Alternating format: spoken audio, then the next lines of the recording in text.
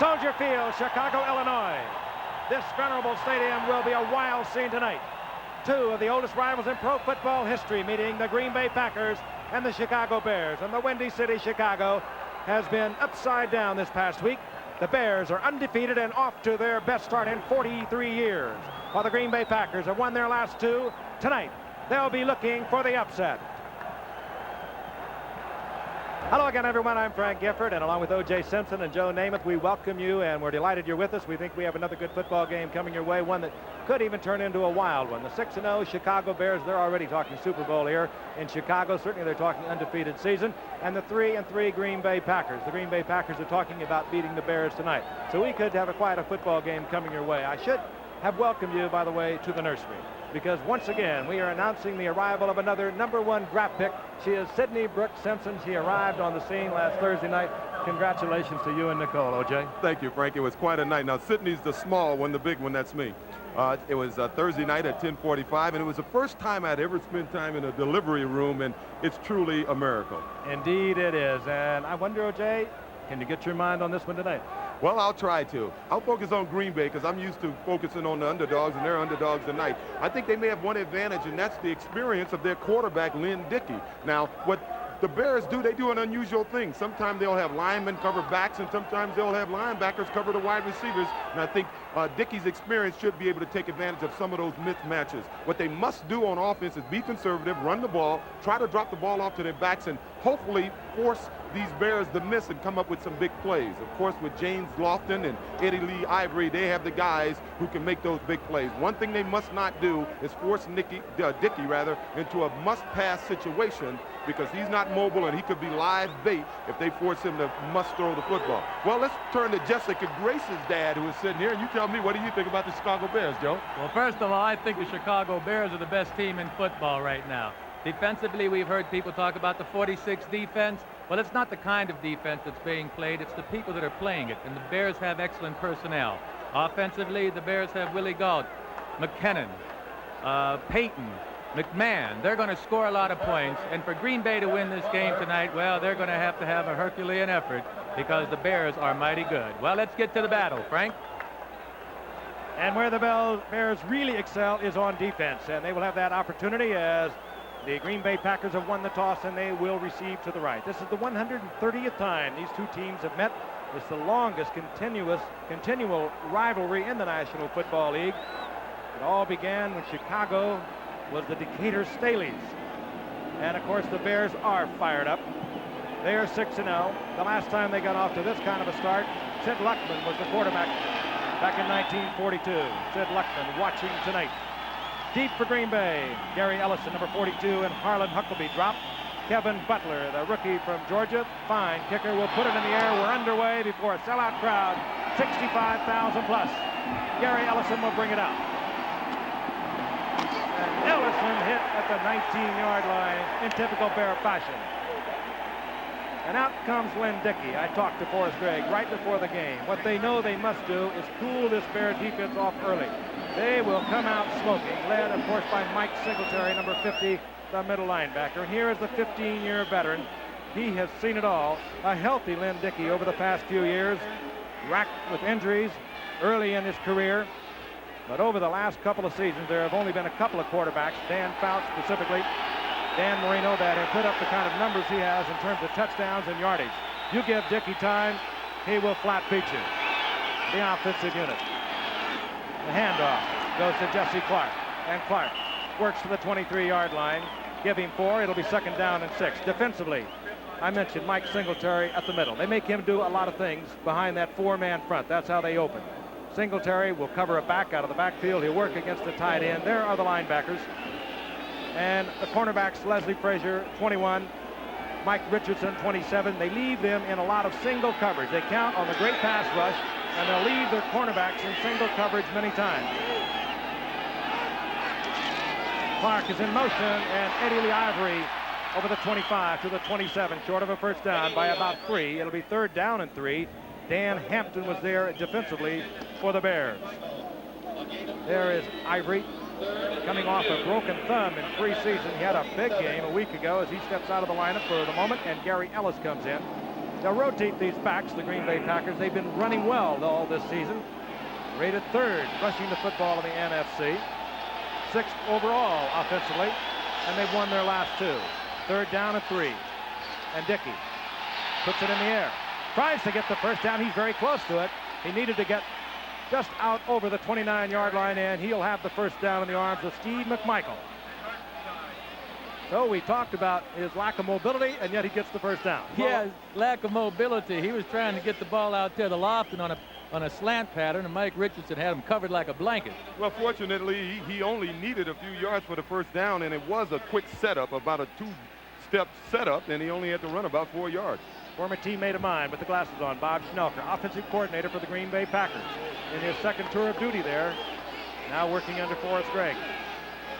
On first down and 10, the Packers just inside their own 30-yard line. Eddie Lee Ivory breaks the tackle, and Ivory's up close to the 35-yard line. He'll get 6 out of that in the arms of Otis Wilson. It'll be 2nd down and 4. Ivory, good running back, came up #1 draft pick, 79 as a rookie in his very first game against the Bears. Injured knee, missed the season. Came back 80, had himself a big year in 81. First game of the season against the Bears, another knee, missed another entire season, and he's healthy once again. He checks out. Jesse Clark will be the single setback as the 2 tight ends operate for Green Bay. 2nd down and 6. Clark, left side, he's upended, sprawls out over the 35. The ball is loose. There's a scramble.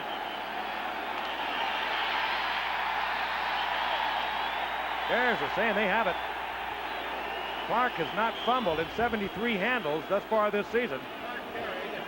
The Green Bay Packers will maintain possession. I was going to say the Bears are saying they're having it, but the referee is saying that the Packers have it. You know, I looked for Dickey to go back to Lofton on that last pattern and have Lofton break it upfield. As tight as Richardson had him covered on the slant, I would like to see a slant and go sometime. All right, it'll be 3rd down. Ball out near the 38-yard line. It'll be just short of 2 yards for the first down. On a 3rd and 3, Dickey a few moments ago tried to go to Lofton and had to run for the first down. The Bears are all up there. Clark, he'll be short of the first down. Clark is short of the first down near the 39-yard line. Forrest Gregg, Hall of Famer, former head coach with the Cleveland Browns. The Cincinnati Bengals took the Bengals to the Super Bowl after the 81 season. Went up and coached at Toronto, now back in his 2nd year at Green Bay. Joe Prokop comes on to punt for Green Bay. Ken Taylor drops for the Bears. Prokop acquired right at the beginning of the season after he was dropped by the New York Giants. He was in a duel there with Sean Landetta, who won the job.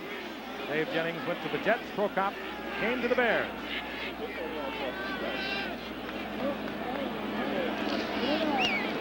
Prokop, not a good kick, hangs it up end over end. And Ken Taylor does not call for the fair catch, and he is nailed at the 31-yard line by Gary Hayes. Poor kick, 32 yards by Prokop, who has the lowest average in the NFC. They have been struggling with their punting unit. And consequently, the Bears will have good field position. The Chicago Bears, their first possession of the first quarter from Soldier Field in Chicago. The quarterback is Jim McMahon. Earning more and more respect with each passing game. This young quarterback out of BYU. There was movement. The ball is loose. There's a scramble. Randy Scott is on the football. And apparently a Packer was drawn offside, and they are going to get the turnover. Bitterly complaining is Jay Hilgenberg, the center. The exchange was between Hilgenberg and McMahon. The ball was lost, and Randy Scott recovered. Yeah, but you have to go until the echo of the whistle. To me, it looked like they just quit on the play. I thought McMahon may have been able to go after the ball, but he just stood around, and so did the center. Well, obviously, he thought the Green Bay player was offside because he made no effort to go for the ball, and normally on a fumble exchange from center to quarterback, the quarterback's the first guy to go after the ball. So Green Bay with the first break of the night. We have 11-11 remaining in the first quarter.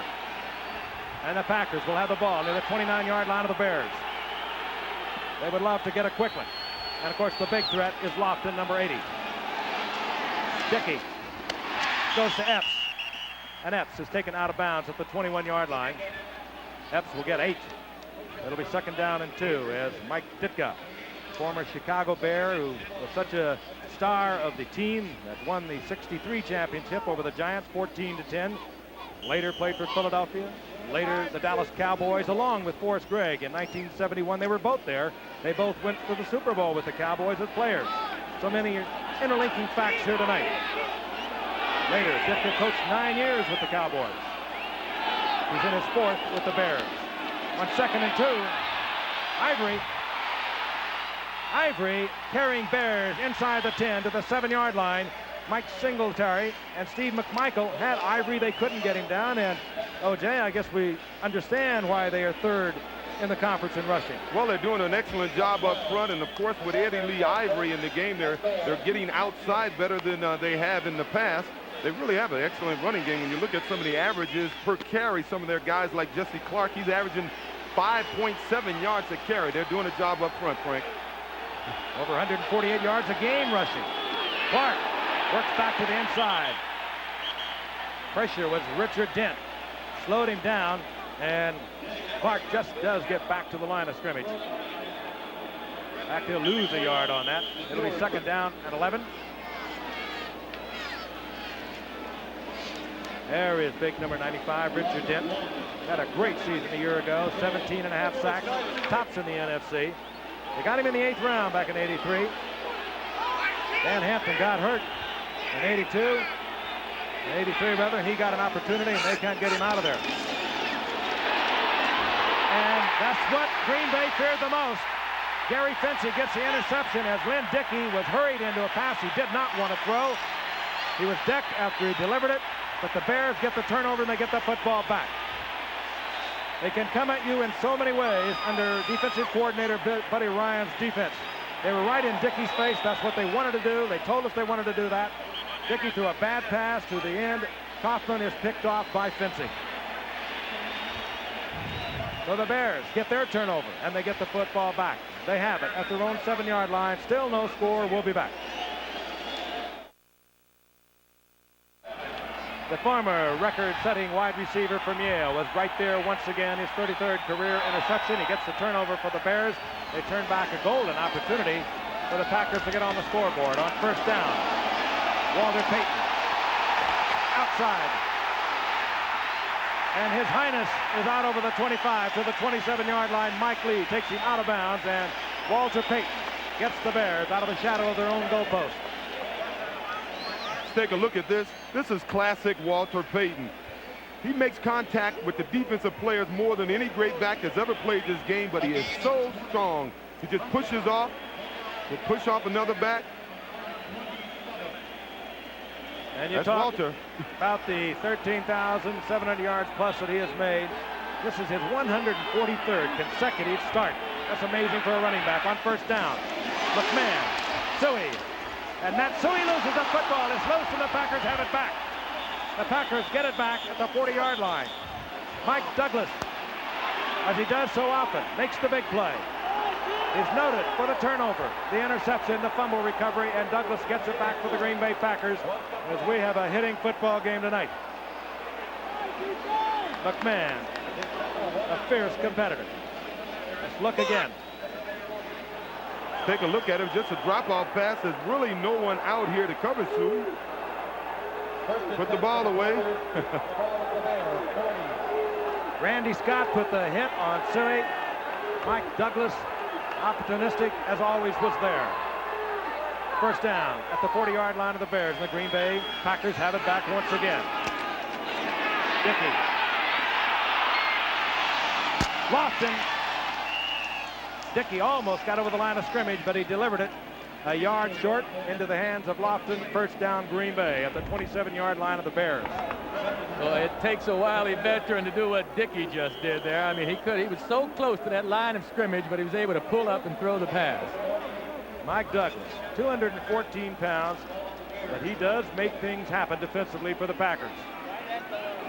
The first down is inside the 27-yard line of the Bears. 8:55 and the clock is moving, remaining in the first quarter. The two tight ends are in. Ed West, 86, Kaufman, 82. That means a single setback, 33, Clark. Here's Clark. Finsick with a fine open field tackle. And he drops Clark after a 4-yard pickup near the 21-yard line. Tell you, amazing thing about this Clark, he's 6 foot tall. He weighs 233 pounds. Now, normally you won't see a back with those dimensions averaging near 6 yards a carry, but you saw on that play, the kid has a lot of acceleration and pretty fast. The leading rusher into tonight with 376 yards, a 7th-round pick out of Arkansas in 1983, Jesse Clark. 3rd down and 6. Dickey changing it up. Clark. And Clark is hammered behind the line of scrimmage. Singletary, who seems to be always around the football, was there for the stop. There will be a loss of a yard. Mike Singletary, 3 sacks into tonight. Second to Finsick in tackles. Just everywhere. And one of the reasons that Buddy Ryan, the defensive coordinator, can use the 4-6, the 46 they call it, so effectively. Singletary can do most anything. 3rd down and 6. He'll cover a back out of the backfield, occasionally go with the tight end. Whistles and flags on the 3rd and 6. A referee tonight is Chuck Heberling. 55, offense, 3rd down. Ron Hallstrom, the right guard, with a false start. And the pack will be backed up. Tyrone Keys, number 99, is in for Mike Hartenstein defensively for the Bears.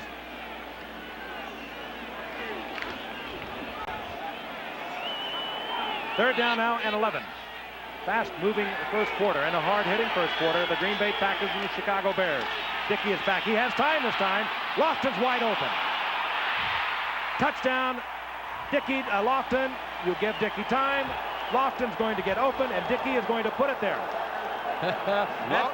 That's the pattern. Then Dickey told me this is Lofton's favorite pattern, the pattern he runs best. He ran a post corner pattern. He made a break to the inside, and then he broke to the outside toward the corner and left Richardson in his tracks. Cannot give Dickey that kind of time. He is a brilliant passer. He does not move around too well in the pocket, but you give him time with a receiver like Lofton. Watch his move. A little quick look to the inside. Absolutely destroyed 22 Durison on the inside. Richardson was too far upfield to get back. Del Greco for the conversion. Zorn gets it down, and the Packers have quieted a 65,000 plus sellout crowd here in Soldier Field. We'll be back in a moment. James Lofton with 2 receptions tonight. Now, in just 8 years, needs only 59 passes to surpass the legendary Don Hudson as the all-time leading receiver for the Green Bay Packers. That's Lofton right there with the cape. It's cool down on this field tonight, but he put a move on Durison, got behind Richardson. Dickey had the time, and he put it right in stride. Deep, Willie Galt, number 83, a dangerous return man. So dangerous, the Packers will put it on the ground. Del Greco did not want to kick away to Willie Galt, who's leading the league in kickoff returns. So the Bears will have good field position near their own 30-yard line. The Green Bay Packers off to a 7-0 lead. They won here at the end of last season, 20-14, when neither McMahon, the quarterback for the Bears, or Dickey, the quarterback for the Packers, played. Jim McMahon, the number 1 passer in the NFC. Wants it back quickly, going to Willie Galt. And beyond his outstretched hands. Double coverage on Willie Galt deep downfield. But McMahon getting the Green Bay Packers secondary's attention. That was a zone coverage, and they had 2 guys back there trying to keep up with Galt, and Galt ran by both of them. Number 41, Tom Flynn, he had given Galt about 15 yards, and Galt still ran by him. I think that's going to open up some of those cross patterns later on. He's going to have to give him a much bigger cushion. Willie Galt, of course, the first-round pick in '83. Had he chose to do so and not turn pro, would perhaps, in all probability, been in the Olympics. as a hurdler, or perhaps even a sprinter. World-class sprinter from the University of Tennessee, Willie Gault. It'll be second down and 10. Matt Suhey is number 26, Peyton, 34. Movement again at that line of scrimmage. Peyton. And Peyton has first down yardage, I believe, out over the 40-yard line. An 11-yard pickup. The two linebackers, Scott and Anderson, defensively there for Green Bay. And it will be first and 10, the Bears. Frank Gifford, along with Joe Namath, O.J. Simpson, a new father. He and Nicole having a beautiful little girl that arrived last Thursday.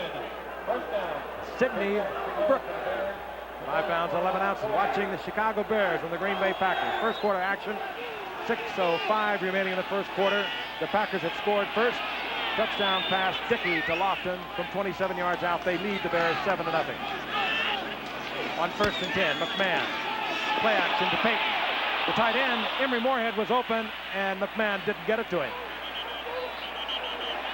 And already we have a scuffle down on the field. These two teams, bitter rivals over the many years. They first played in 1921. Jim McMahon had a show he put on a few weeks ago on a Thursday night telecast we brought you. They were not going to play, and they called him a catastrophe quarterback that night. Did this man, his head coach Mike Ditka. He finally talked Ditka into letting him into the ball game, and the Bears were trailing the Vikings 17-9 in the third quarter. He came on, fired 3 touchdown passes, had 8 completions on the night, 263 yards, and the Bears romped all over the Vikings. He's that kind of quarterback. He is electric. Second down and 10. Everyone in the pattern. McMahon gets it to Peyton. It gives you a thrill and then gets the first down at the 43-yard line. 17-yard pickup. Hey, I know this Green Bay team has a lot of confidence in Brian Noble, their young linebacker, but there's no way that Brian Noble is going to be able to keep up with Walter Payton. That's what happens this time, as you see Walter running away from him right there. Anderson finally pursues and makes the stop, and the Bears are on the prowl. They're at the 43-yard line now, the Packers. You know, the Bears have been behind. They've come from behind 4 out of their 6 wins this season, so I don't think they're pushing any panic button yet. They whack on you, and they whack on you, and they wear you down.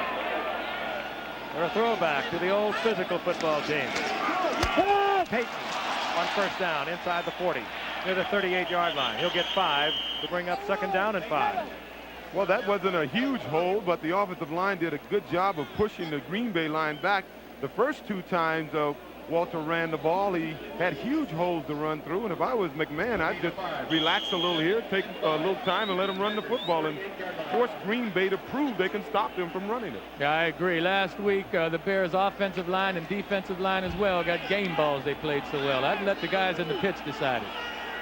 Second down at the 38-yard line. Second and 5.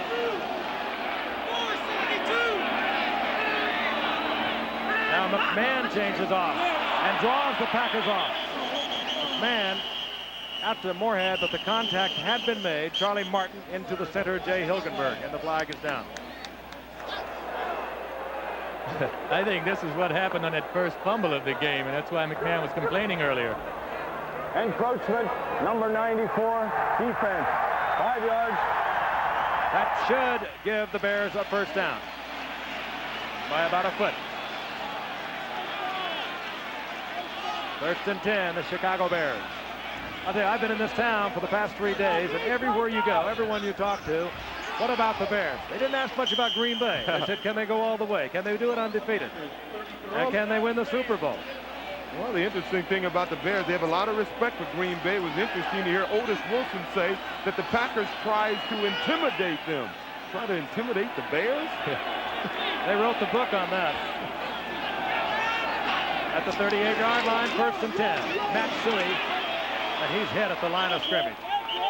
Randy Scott makes the stop. It'll be second down and 10. Matt Suhey, who works so quietly in the shadow of Walter Payton, but so responsible for much of the heroics of Walter Payton. Good blocker, steady out of the backfield, good receiver, all-around athlete of Penn State. Works almost in obscurity because of the fame of the great Walter Payton, and deservedly so, because nobody has done it over the years like Walter Payton. There was a loss of a couple. It'll be 2nd and 12. McMahon. Dennis McKinnon, and the ball is loose. And the Packers have it back. It's Randy Scott. And Randy Scott gets another turnover. And McKinnon would have given the Bears a first down inside the 10. And now Jim McMahon smarting a little, a fiery competitor, and he can explode at any time. Up at the top is Willie Gault. McKinnon is at the bottom. McKinnon simply runs a post pattern. It's man-for-man coverage here. And McMahon reads it and throws a strike, but it's a heck of a tackle by Mark Lee, who strips the ball from McMahon. I'll tell you an interesting thing. It's a little cold here. It's going to get colder in Chicago, but it's normally the first week the temperature drops that you start having trouble holding on to the ball. When it's snowing, you'll hold on to the ball a little better. 3 Bear turnovers. The Packers lead 7-0. 3:01 remaining in the first quarter. Packers work again on the ground. Jesse Clark over the left side. He'll lose a couple as it's a swarming Bear defense headed by Wilbur Marshall on the outside and Mike Singletary, the middle linebacker. Well, they had something working on that play, but Greg Cook, number 68, a tackle, was pulling, and he tripped over one of his own men's legs, obviously, and fell right in the hole. It's Randy Scott, second leading tackler on this Green Bay team. He gets another turnover. 2nd and 11. Ball at the 14-yard line of the Packers. Ivory. And now the Bear defense is getting the attention of the crowd, and they rise almost on each play. Ivory gets 3 yards out of it, but it will still leave Dickey in a 3rd and long situation. You heard O.J. at the very top of our telecast say you don't want to get him into this kind of situation. The must pass. He'll have to put it in the air. The Bears totally will disregard the run, and they could bring everyone but defensive coordinator Buddy Curry, or Buddy Ryan rather. Blake Moore comes in at center for the shotgun. Dickey throws another interception. He was under pressure. Richardson makes this interception. Now Dickey is getting into a little bit of a row with Richard Dent down at the goal line. Dent knocked Dickey back to the surface after Dickey had got up. Yeah, the official could have called a penalty on that one. I tell you, this is a sloppy football game. That's the 5th turnover, and the first quarter's not even over yet. Dickey again under pressure. The Bears knew that's what they had to do to Glenn Dickey. And that's exactly what they've been doing. They have come up with 2 interceptions with Bear rushing linemen right in Dickey's face.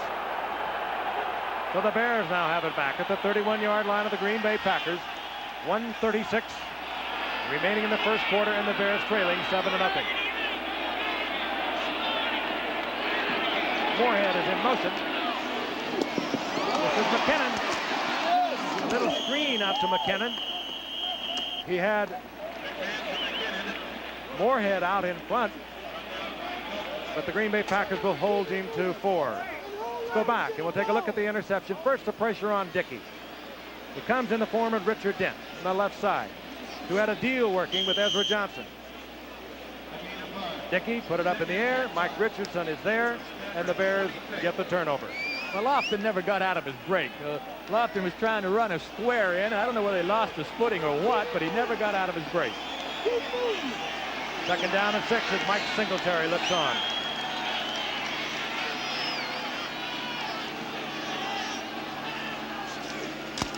McMahon. Out of the backfield is Walter Payton. Yes. Now they're saying he's out. The crowd doesn't like it. McMahon doesn't like it. But they were right on top of it. Walter made an excellent catch. Actually, Green Bay was in the correct defense. Number 26, Tim Lewis, was covering Walter. You want a cornerback on a running back, he should be able to cover the man, but Walter goes up, makes an excellent catch, and he comes down on, well, it looks like a 1 foot and a knee hit. Wrong knee. Very close. Payton with a fine catch. You must come down with both feet in bounds. 3rd down and 6. 4 wide receivers are in. Margarine, 82, is in there with Brad Anderson. They join McKinnon and Galt for the Bears. McKinnon in motion. Flag will go down. A free one for the Bears. A Packer was offside, and the Bears had a free opportunity. They made the most of it. Willie Galt coming down with first down yardage. Anderson was there defensively. Offside. Defense. Number 59. Penalty is declined. First down. First down, Chicago, near the 20-yard line of the Green Bay Packers. First and 10, the Bears. They trail 7-0. Inside 1 minute remaining in the first quarter. Walter Payton. Payton inside the 15. He's down close to the 12-yard line. Just good, hard running. It'll be second down and 2. Tom Flynn had to make the stop from the safety position. Of course, Walter, and they don't rely on him as much as they did in the past when he was their only offense. I think Walter is enjoying himself a lot more today because he doesn't have as much pressure on him. But in a game like they're playing tonight, the holes that they're opening for Walter, if they gave him the ball the way they would 5-6 years ago, Walter may break an NFL rushing record here tonight. The Bears are going to let the final seconds tick off. That's what they do. And the first quarter expires with the Green Bay Packers on top 7-0 and the Bears threatening. I don't know all those other guys, but I know Sidney Brooke Simpson's father, O.J., and Jessica Grace Namath's father, JoJo. A couple of proud fathers here in the nursery. Watching a very interesting football game. Two bitter rivals, the Green Bay Packers and the Chicago Bears. Been playing now since 1921. Bears 6-0 in the season. The Green Bay Packers 3-3. Bears down 7-0 as we begin the second quarter. They're looking at a second down and 3. The ball at the 12-yard line of the Packers. Matsui is taken from behind. He'll be short of the first down, and again a scuffle breaks out. Now that was a good tackle, good penetration by Donnie Humphrey that time. He came from the right end position. These guys have been wanting to fight all night from the first quarter on. That's what we said. They said both teams are intimidators, and when the Bears told me this morning that Green Bay attempted to intimidate them, I mean, I was shocked. That's obviously what they're trying to do to one another. So he lost about a yard. It'll be 3rd and 3. 378! 378! Moorhead on the move. Matsui. Matsui almost breaks it into the end zone. He gets the first down at the 2-yard line. It'll be first down, goal to go. Matsui did an excellent job on that run. He's as I said, you said he's a good back to be in the backfield with Payton. The best thing he has is his attitude. He's happy for Walter whenever Walter can get the yards, and here's his chance to score. Of course, if that was Walter with the ball, he would have turned up a little sooner and been dancing in the end zone. The two guards pulled that time, Mark Bortz and Tom Thayer, to lead interference, and they did a heck of a job. The Bears bring in the refrigerator, William Perry, their #1 draft pick from Clemson, the 350-pounder. They put him in the backfield. The crowd loves it. But now Jim McMahon does not like what he sees across the line of scrimmage, and he does not like what he sees with the 30-second clock. It was ticking off. He calls timeout.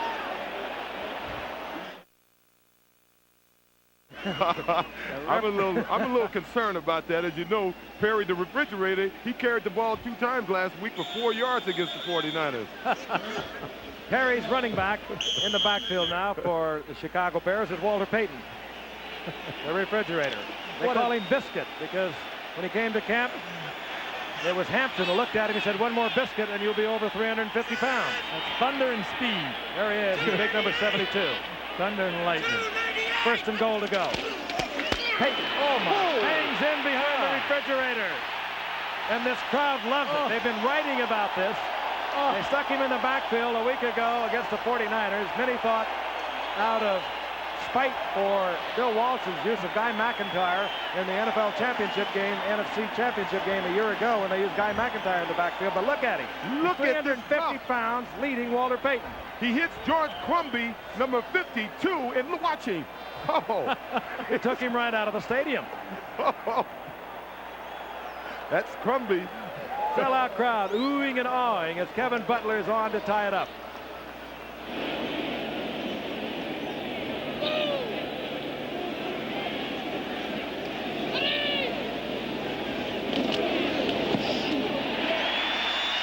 Putting the uprights as Butler, and we have a tie football game as Peyton scores behind the lead block of William Perry, the rookie from Clemson.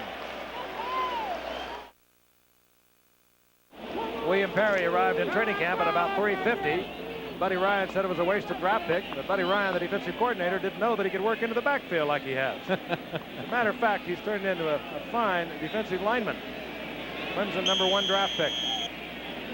Kevin Butler to kick.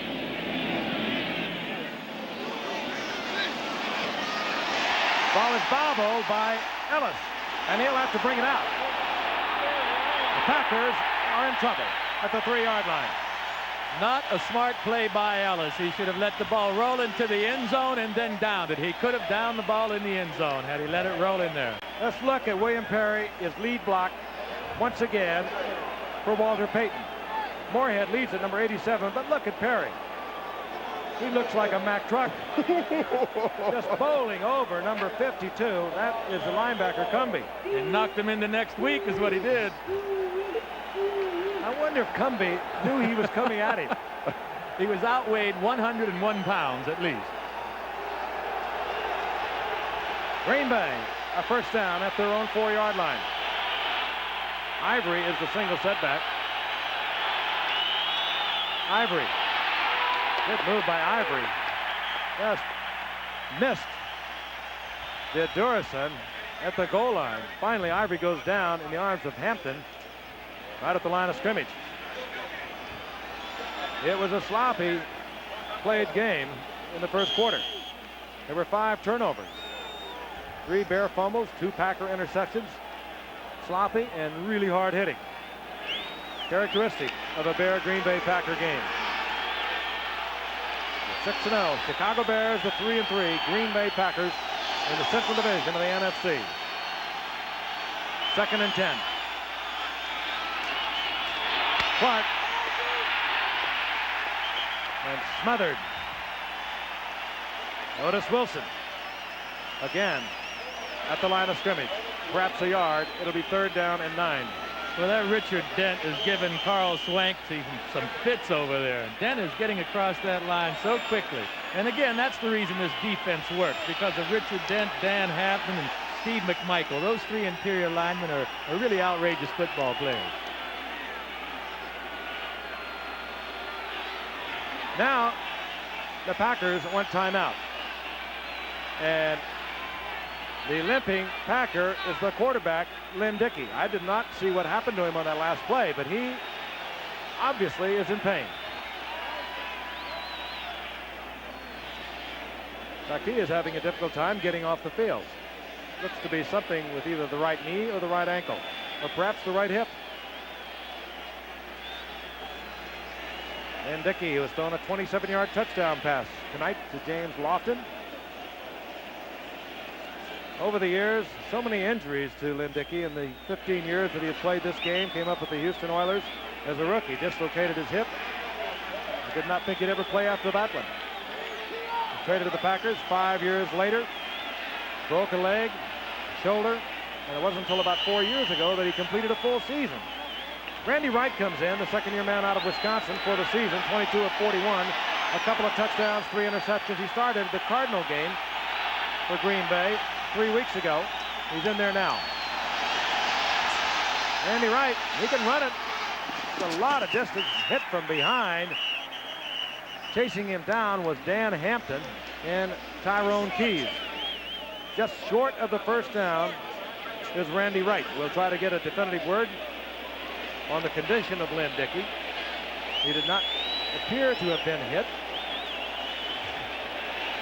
Right now, we'll see the punting unit as Dickey continues to stretch that right leg. Well, one good thing is Randy Wright just showed he can run, and I got a feeling he's going to have to do a lot of that before the night's over. Prokop comes on, and Ken Taylor drops for the Bears. All things being equal, the Bears are going to have the ball back in good field position. Prokop. Again, it doesn't turn over. Taylor takes it at the 42-yard line. And it's a reverse. Goodbye. Goodbye. Lots of running room for Gentry. Down the sideline, Dennis Gentry.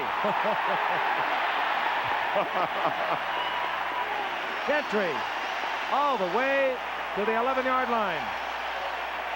47-yard return as the Bears come up with a little trick of their own.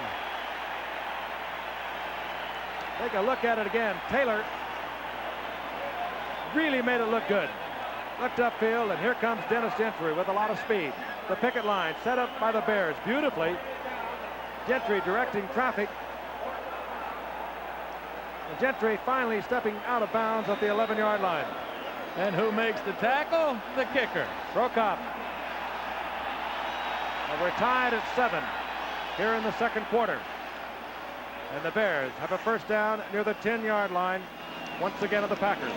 And now McMahon wants to change up.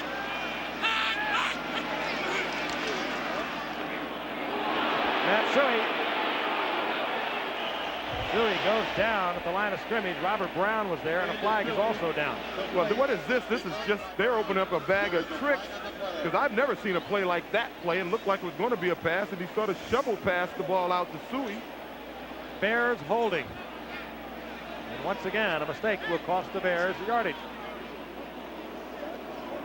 One thing, if you make this game fun, you're going to get better playing football players, and one thing Mike Ditka appeared to have done this year is he's made this game fun for these Bears. Jim McMahon helps also. He keeps it fun on offense. Number 34. Walter Payton called for holding. Sweetness is caught holding. Well, that last play was just a quick toss to Matt Suhey, and Walter knew it was a quick pass, so he was right on the linebacker immediately and got called for holding. It was the weirdest play I've ever seen. It was a half roll, and then he sort of pushed the ball out to Suhey. Easy completion. First down now, Bears near the 20-yard line of the Green Bay Packers.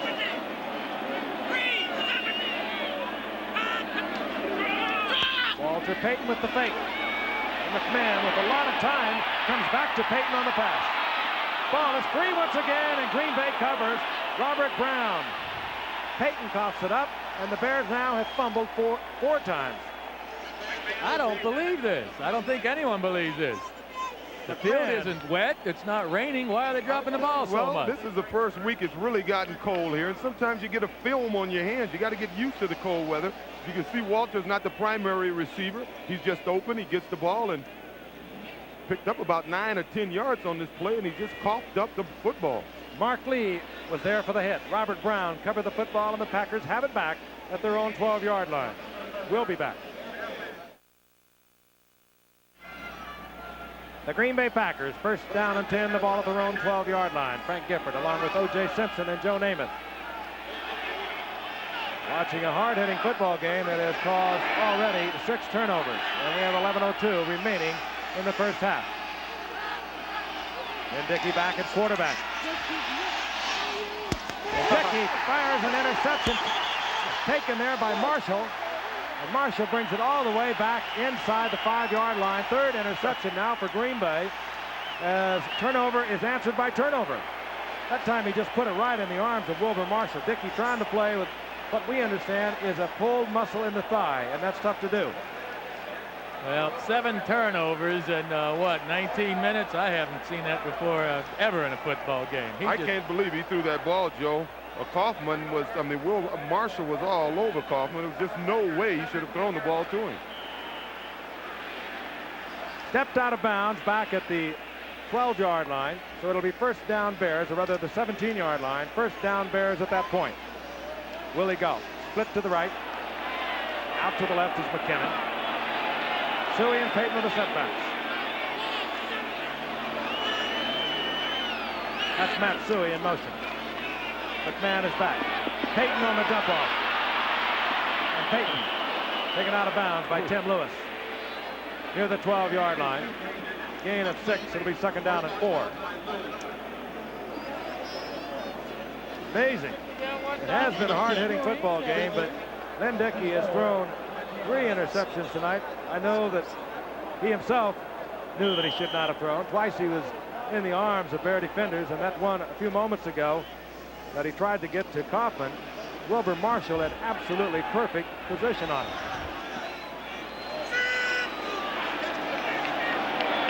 Second down and 4, Bears. Walter Payton. Payton, and they'll mark it inside the 1-yard line, even though he sprawled close to the goal line. Well, I don't want to be redundant, but they can do this all night. Every time Walter's gotten his hands on the ball, there have been real nice holes up front for Walter to run through, and I think Walter can run for well over 200 yards, but they continue to give him the ball tonight. Look at this. No Huge penetration. opening. And the first Packer went for the ball instead of the tackle, and you don't arm tackle Walter Payton. He takes it all the way down inside the 1. First down, goal to go. Payton now, 6 carries, 55 yards, 3 receptions, 31 yards, and Perry is in the offensive backfield for the Bears. He'll be the lead blocker. They give him the football, and Perry, touchdown. William Perry spikes the football. And this crowd loves it. They've been reading about this all week long. I tell you what I like about him. He looked like Marcus Allen on that play. He was airborne. And there was nobody trying to catch him. No airport was open. Perry may revolutionize short yardage offense. And the Bears take the lead.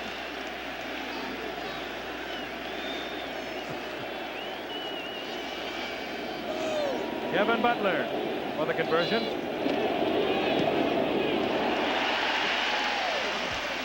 They love it in Chicago. William Perry takes it in from the 1-yard line. The Bears lead the Packers 14-7. There was Red Grange, there was Willie Gallimore, there was Gale Sayers, and now there's William Perry. A moment ago, 350 pounds banging into the end zone, and he had the audacity to put it in the air, O.J. To dive in. Give me a break, William.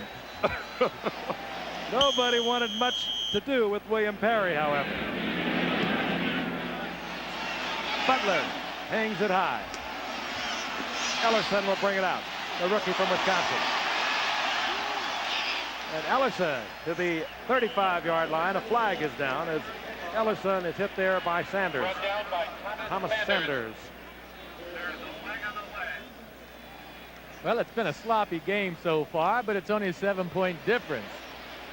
We get the Pack going here, we can have a tight contest. Well, I think the Pack has to go back to playing somewhat conservatively. I think they should be throwing the ball to their backs with, quick outlet passes and running the football until they get good field position, and then they can open it up. Number 99 on the receiving team. First down. John Dorsey holding, and a fine return by Ellerson is negated. The Green Bay Packers will have it at their own 16-yard line, 1st and 10. We're going to pause 5 seconds and allow our stations along the line to identify themselves.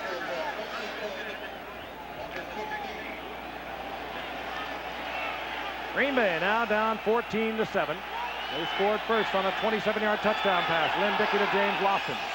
The Bears have answered twice.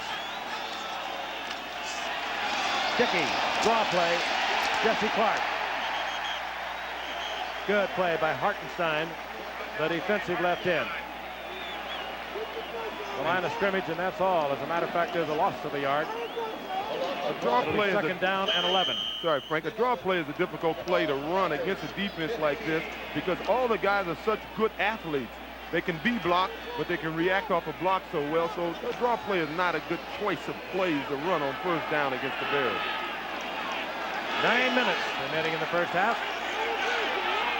Two NFC Central Division rivals. The Bears are 6-0. The Green Bay Packers are 3-3. And Dickey is back.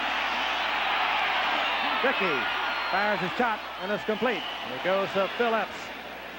And Epps is close to first down yardage out near the 27-yard line. Dave Durison and Mike Richardson were there defensively. They'll mark it carefully, and we could have a measurement. Dickey once again is limping, moving very gingerly around. We told you that our word was but he had a slightly pulled muscle in his thigh. He's a courageous man, but I tell you, I don't think he can finish this game. Randy Wright has come in as Dickey once again is going to lead. The quarterback is Randy Wright. On 1st and 10, Jesse Clark works over the right side for a couple of yards, down in the arms of Wilbur Marshall. It'll be 2nd down and 8. But once again, they look at Lynn Dickey on the sidelines. There is Dickey. And holding the hip, it seems more than the thigh, but that's what we have been told. Randy Wright, as I mentioned earlier, started against the Cardinals 3 weeks ago when Lynn Dickey volunteered to bench himself. Has not had a good game the previous week against the Jets. Wright was not effective, and Dickey came back in that game as we look at Clark out over the 30-yard line for a couple to bring up a 3rd down and 6 situation. Steve McMichael there on the stop. Randy Wright was a 6th-round draft pick last year. And last year he was 27 of 62, did not play that much as Lynn Dickey had a very healthy year. He threw a couple of touchdown passes and 6 interceptions in 1984. Hurt his knee against the Bears here in a game the Pack won 20-14 December the 9th, and Randy Wright underwent surgery in the offseason. He's the quarterback for the Packers now. He's under pressure, a lot of it. They could call that if they want to do. It's a referee's option. He threw the ball away. There was no potential receiver in the area, but the flags do not fly. It'll be 4th down. The pressure was by Richard Dent and Hartenstein. Out comes the punting unit for the Packers with 7:13 remaining in the first half. And Ken Taylor drops. You were with us a little earlier. You saw Taylor reverse the ball to Dennis Gentry. And Gentry brought it back 47 yards to set up a Bear touchdown. Prokop with a long count. Again, not a good kick by Prokop, but he gets a good bounce for Green Bay. Now it comes back and works against the Pack, and the Bears will have the ball at their own 23-yard line, 1st and 10.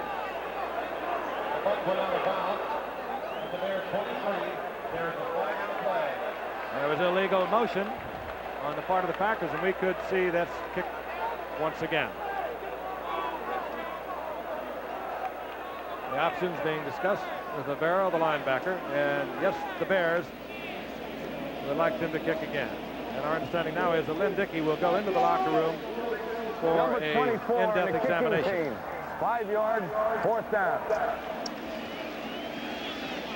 Well, we'll try and get additional word on the condition of Lynn Dickey, and the Green Bay Packers will punt once again. Ken Taylor, the Bears, settles in at about the 34-yard line. There goes Dickey into the locker room. Word, as I mentioned, that we had was a pulled thigh muscle.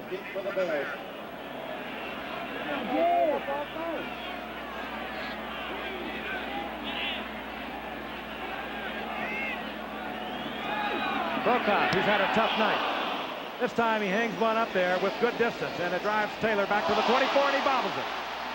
Taylor steps out of bounds near the 14-yard line. Jim McMahon, he is a character. We asked him what he does, what he thinks he does to help pump up a ball club, because he certainly does that. Well, I just, I try to add some life, add some fun and excitement to the ball game. Whether it be acting stupid or just trying to get them pumped up. Or I think what it comes down to is they have a lot of confidence in my abilities. And so they're going to play that much harder because they know I can get them out of a bad situation at times. And, I like to have fun at the game, and I think that's what I bring to the offense. And does he ever? He brings fun to it. One of the most competitive young quarterbacks around the National Football League today. We'll hear more about him at halftime. Good play action by McMahon. Gets the ball to Moorhead, and Moorhead booms out over the 35 to the 37. Good play action by McMahon.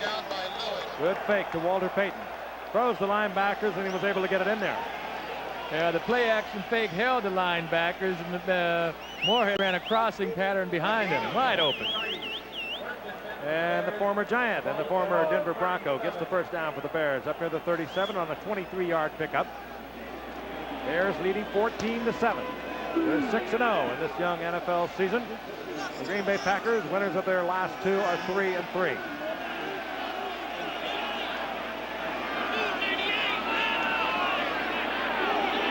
Suey in motion. And again with a lot of time.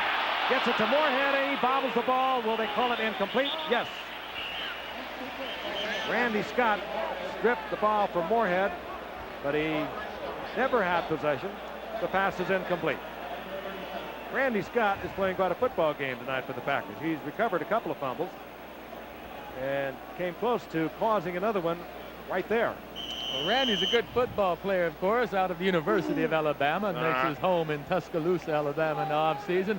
And, you know, I wonder if they really named him after Randolph Scott, the actor. That's really his first name, you know, Randolph. One of my favorite Cowboys. He is playing it up tonight. Second down and 10. McMahon's got him all in the pattern, and he still has a lot of time. Tries to get it to Payton. Payton was well covered by Tom Flynn. Second-year sensation out of Pittsburgh. Number 41 was right with Walter Payton all the way. It'll be third down and 10. I'll tell you one thing, for the most part, the Packers are rushing their 3 down linemen, and they're not putting any pressure at all on McMahon, and I think they're going to have to start blitzing. They're not basically a blitzing team, but they can't give him this much time. Consequently, Matt Suey and Walter Payton are both working out of the backfield, and what is happening, the Bears are getting every potential receiver into the pattern, and they're getting no pressure on McMahon. Well, I'm surprised the Bears are passing the football as much as they are. From the shotgun, third down and 10. McMahon is 8 of 13, 96 yards. He'll run it. McMahon gets the first down. Spotted the first down marker. Gets it out close to the 48-yard line. An 11-yard pickup. Walter Payton with a good block for McMahon coming back. He saw his quarterback in trouble, double back. And a lot of people overlooked that about Walter Payton. He does everything on a football field. On the first touchdown pass against Minnesota when McMahon came in the third quarter a few weeks ago, it was Payton that made it possible. Here he is again. That is a block. That is a good block. Just the way they teach it. He's strong. Unbelievably strong for his size, and perhaps one of the best conditioned athletes I've ever known. First and 10, 48-yard line. The Bears moving once again. Payton. That's what I mean by strong. Just stripping tacklers away from his body at midfield. He broke the tackles of 2 Packers. I think something is wrong with the headgear. Something is wrong with the pad. I know he has a broken shoulder pad. I tell you, the way he's running tonight, he must be averaging 7 or 8 yards a carry. He wants to get right back, 9.1 yards a carry. Sure, he wants to get back out there as soon as possible. Dennis Gentry comes in, number 29, to give Payton a breather. When you got something going like this, OJ, you don't want to lose it, do you? Hey, I want to play. Gentry. That's what we mean. When it's working, it'll work for anyone. Gentry gets the first down. He's near the 38-yard line of the Green Bay Packers. Tom Flynn tripped him up. On the sidelines, you can bet that Payton is saying, let's get this fixed. I want to get back in there and get some more of that. Really, because the Packers haven't stopped the Bears yet. The Bears, of course, with the 4 turnovers, stopped themselves. If you weren't with us earlier, the Bears with 4 early fumbles, 3 in the first quarter. The Packers have had 3 interceptions. It's been that kind of night. First down, Chicago. 38-yard line of Green Bay. The blitz is on. McMahon rolls away from it. Tries to get upfield to Suey. John Anderson, very unheralded linebacker, was back there defensively. Anderson just plays perhaps a perfect game week after week. but because of the tremendous proliferation of great linebackers in the National Football League over recent years, you don't hear much about John Anderson. You probably won't until the Packers put together a playoff team. They get a lot of national coverage. You know, Week after week, he plays great football. Yeah, he plays solid football. He's not what you would call an impact player. He doesn't come up with the big play that the other linebacker, number 53, Mike Douglas, does, but just solid football every week. No one's better than he. 2nd down and 10. Packers came with the blitz trying to pressure McMahon. They do it again. McMahon, as he goes down, being hit there by Randy Scott. Robert Brown was also there, got rid of the football. Well, it's about time they started blitzing. Some folks may have thought that was intentional grounding, but Emery Moorhead, number 87, was in the vicinity of the pass. You know, we're talking about John Anderson in the offseason. He's a sportscaster. How about that? A sportscaster in Milwaukee on a radio station. 3rd down and 10, Chicago. 4 minutes remaining in the first half. Bears leading the Packers 14-7. The 4 wide receivers are in. Marjoram, 82, Anderson, 86. They join McKinnon and Willie Gault. Underneath to McKinnon. He has the first down. He's near the 26-yard line in the arms of Tim Lewis, a 12-yard pickup. Someone just simply blew the coverage that time. There wasn't a defender within 10 yards of McKinnon. When he caught the pass, that is. They move the sticks in the Bears with the seconds ticking away. 3:30, the clock is moving. They have a first down at the 27-yard line of Green Bay. Andy Frederick comes in at right tackle for the Bears. That's Keith Van Horn. Fine offensive tackle on the right side, limped off the field. There's Van Horn. Bears are inside the 27 of the Packers. Matt Suhey carrying the ball in the wrong arm. Squeezes a yard out of it, perhaps 2. It'll be 2nd and 8. Ezra Johnson defensively there for the stop. Illegal motion, number 87 on the offense. First down. That was Moorhead illegally in motion. Down will remain the same. It'll be 1st and 15. Ball now at the Pack's 32-yard line. They start the clock. We're inside 3 minutes remaining in the first half. 10th play of this drive.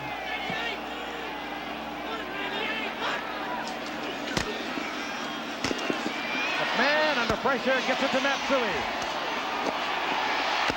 Suhey with good running. He broke the tackle of Tom Flynn and will get another Bear first down. Also stopping the clock as he steps out of bounds at the 14-yard line. That was a lot of football by one player, Matt Suhey. He broke the tackle, maintained the cool, stepped out of bounds, and conserved a timeout. There comes the pressure from Randy Scott, number 55. Good play by McMahon. 17-yard pickup. And he saves the timeout. The Bears, of course, had to call one earlier. They only have 2 remaining.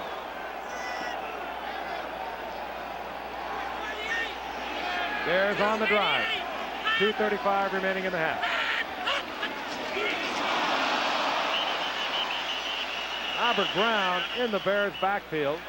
And I don't believe he was drawn off. He was trying to anticipate the count. Officials huddle to work it out. Well, that's one way to stop the Bears. I don't think that's legal, though. Huh? Number 93, defense, offside. First down. Robert Brown, he was almost in the huddle with them.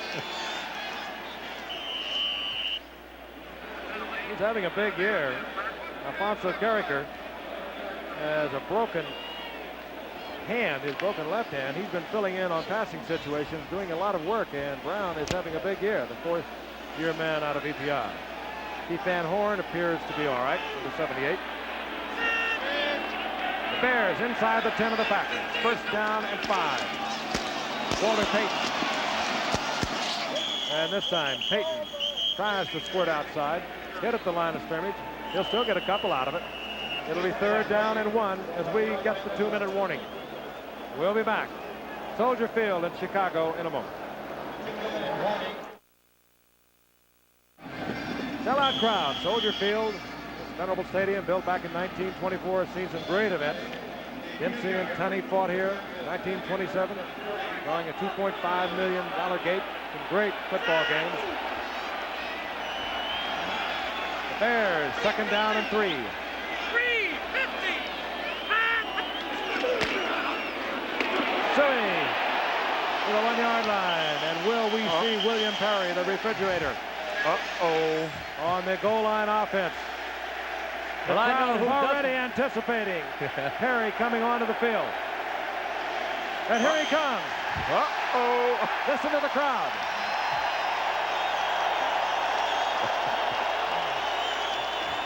We are watching a folk hero being made.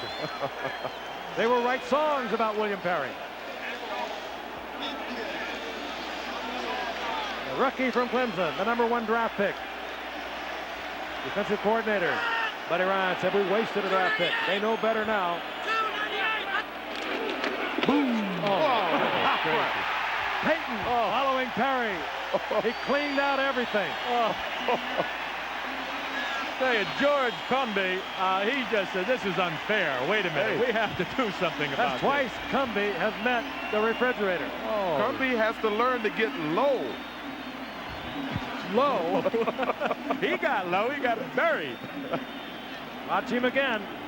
He's already scored one. He has now led his 2nd touchdown. Oh, my. Look at him. That was Cumby drilled again. Oh,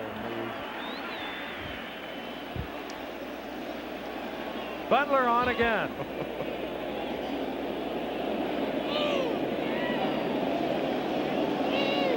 Crowd still buzzing. And the Bears have opened up a 21-7 lead with 1:11 remaining in the first half. And a roar of appreciation from Bears fans. They've gone wild over this team here in Chicago.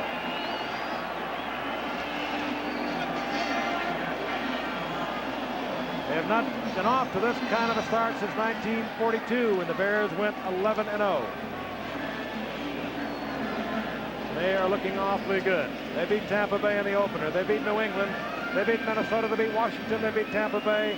And last week, they beat San Francisco 26-10 on William Perry's debut in the backfield.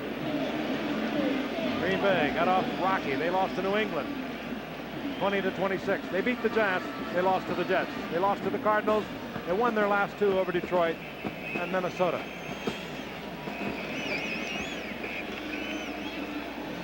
.111 remaining in the first half. And Kevin Butler will put it in play. The Chicago Bears have a lot of fun. They're a very together team. You sense that when you talk to them individually. And that is what makes a winning football team. They have fun playing this game. It came so far a year ago. They were 10-6. They knocked off Washington in the playoffs, ultimately losing to San Francisco in the NFC title game. There is Ellison deep for Kevin Butler's kick, and he kicks it low as the Bears want nothing big to happen. And it was Gary Ellis who scooped it up, steps out of bounds at the 30-yard line. Here's Joe. well, it seems that handling the kickoffs have become a major problem for Green Bay. I think this game turned around when Gary Allison muffed the kickoff back in, say, 5 minutes ago. He should have allowed the ball to roll in the end zone. That way they could have brought it out to the 20-yard line and they would have had some working room. Instead, he elected to pick it up and run with it and got tackled on the 2-yard line. A very bad decision by Allison. And, of course, Green Bay could not negotiate a first down from there. They had to punt away, and the Bears were right back in their face once again. They lead 21-7. Green Bay. Randy Wright is the quarterback in there for Lynn Dickey, who's in the locker room being worked on. They were told he has a pulled muscle. Wright in a lot of trouble, tries to get it to Lofton. It's almost picked off by Fensick, and a flag is down. Usually in the area where we'll get the holding call against the Packers. And that's what it's going to be. Holding against Green Bay. And Randy Wright really got nailed as he tried to deliver that ball to James Lofton. Let's take a look at it. Second-year man out of Wisconsin. Pursued, chased out of the pocket. Does a good job picking up on his receiver, but there is Richard Dent from behind, and that really smarts. Offense, first down. Eddie Lee Ivory holding for Green Bay.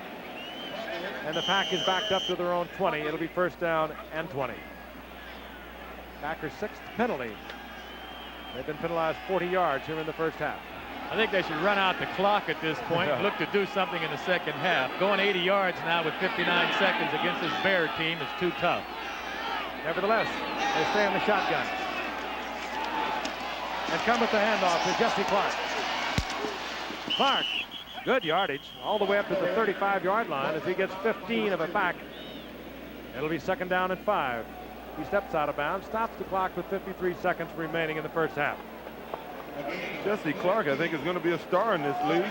As said earlier, he averaged near 6 yards a carry coming into this game. He's strong. He's 233 pounds, was a state discus champion from the state of Arkansas when he was in high school. Good hands, too. We mentioned earlier, coming into the night, 73 handles of the ball without a fumble. Second and 5. Packers might be thinking points once again. No, they give it to Clark. Clark, again, big yardage. First down for the Pack out to the 47-yard line. Now they're thinking points, and they use the timeout, stopping the clock with 47 seconds. First and 10, the Pack.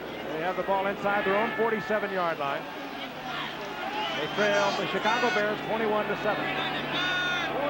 47 seconds remaining in the first half. And movement all along the line of scrimmage. This has not been a thing of beauty to watch tonight. There's been a lot of contact. Scuffles have broken out throughout the first half. We've had 3 interceptions off the Packers. The Bears have fumbled the football 4 times. Not your cosmetic beauty. And another penalty coming up. Here's Chuck Heberling. Hold it, boys. I have something to say. False start, offensive line. Still first down. Well, they did it in unison.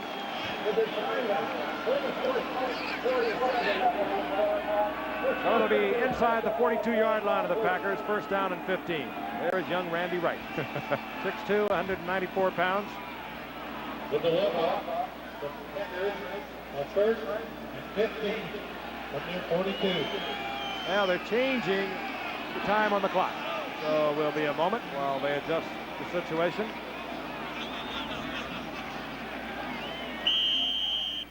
And now we're set to go. First and 15. From the shotgun. Twice from the shotgun now. They have come with draw plays with Jesse Clark. Now they'll put it in the air. Randy Wright, this is Kaufman. And Kaufman goes to field goal range down to the 36-yard line. Gary Finsick made the stop, and the Packers go quickly with the hurry-up offense. Now there's a flag down at midfield. It appears to be against the Bears. Yes, it is. Holding defense, number 21. The penalty is declined. It's first down. Leslie Frazier was holding. The defensive back for the Bears. Penalty declined. His first down, Green Bay. 36-yard line of the Bears. And clock is started by Heberling.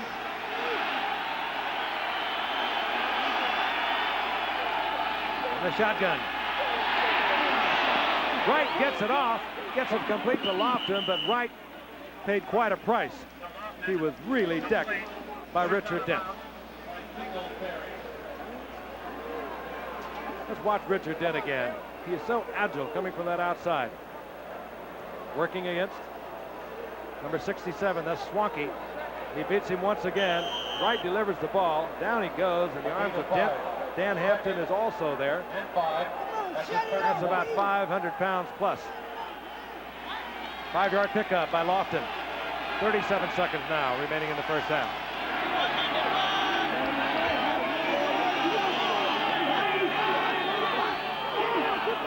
Green Bay will have a free one. The Bears were in the neutral zone, and the flag went down. Dan Hampton again pressuring Randy Wright. Flag is down at the line of scrimmage, and we should have an offside call against Chicago. Dan Hampton appeared to encroach into the neutral zone.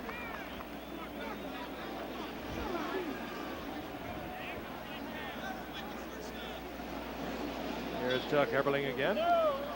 Number 99, defense, offside, second down.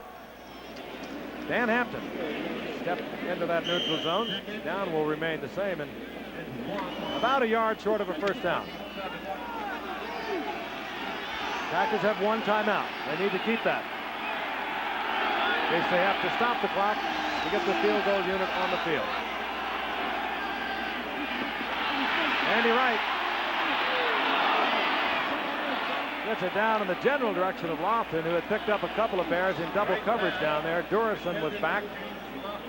Leslie Frazier, they were offering double coverage on James Lofton. It was interesting on that play because if Lofton would have been running for the end zone, he would have had one-on-one coverage with Frazier, but he was trying to run a delay pattern over the middle. That's the second time they've tried that, and Dave Durison, who is lining up near the line of scrimmage, is running back, taking that away from Lofton. Packers have third down and 1. And they bring out different people. McMichael comes out. William Perry comes in. Now he plays in the position he is more accustomed to be playing in. In short yardage, he anchors himself right over the center. And Randy Wright has called timeout. The Packers have no timeouts remaining.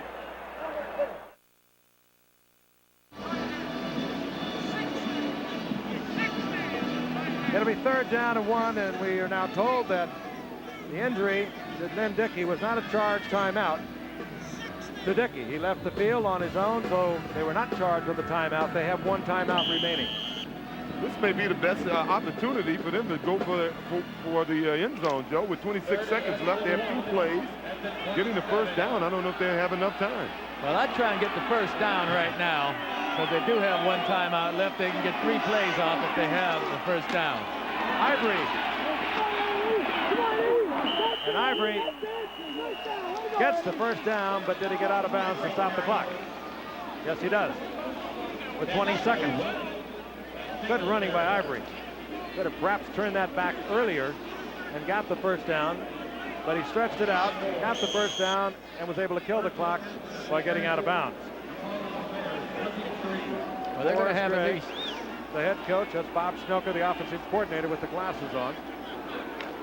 He calls the plays.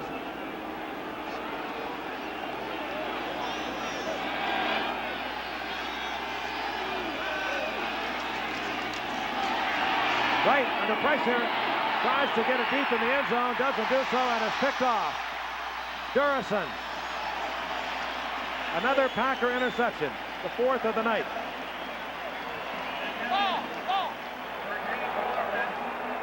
Four times the Bears have picked off the Packers. The flag is down. Durison brought it back out to the 20-yard line. Dave Durison filling the big shoes of holdout Todd Bell, who remains a holdout after the trading deadline, which was last Monday. Along with Al Harris, 2 key elements of the Bears defense from a year ago, both remain holdouts. 55, Otis Wilson. Illegal block, number 55 on the return. First down. Believe me, Wilson with the illegal block, and he was shaken up on that, Joe. I know he didn't want to throw that block, I think, especially if he'd known of this result. I'll tell you, this interception occurred because Dave Durison was freed up in the secondary, and all Dave does is look at this quarterback, turn his head over there, and play center field. Durison had no other responsibility but to play center field back there and read the quarterback's eyes. That's what he did, and that's why he got the interception. Bears are playing Bear football. I guess you'd call it Coyote Ugly. They've had 7 possessions tonight, 3 touchdowns and 4 fumbles. And they have it back at their own 10-yard line. There's Dave Durison. He was a nickelback a year ago. With the holdout of Todd Bell, who played Pro Bowl football a year ago. He stepped into those shoes Perhaps doesn't do the same job, but certainly has been filling in an admirable way. The same for Wilber Marshall, who has filled in for an absent Al Harris.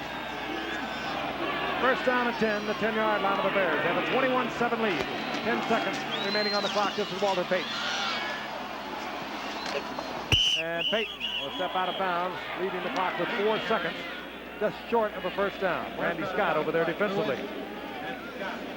Halftime again. We're going to take a look at some of the great players from the Packers and the Bears that have been competing for so long and so bitterly over the years, going back to 1921. Second down, less than a yard for the Bears. Matsui. That's the end of the first half. It wasn't pretty, but the Bears fans love it. They lead the Packers 21-7 at the end of the half. We'll be right back.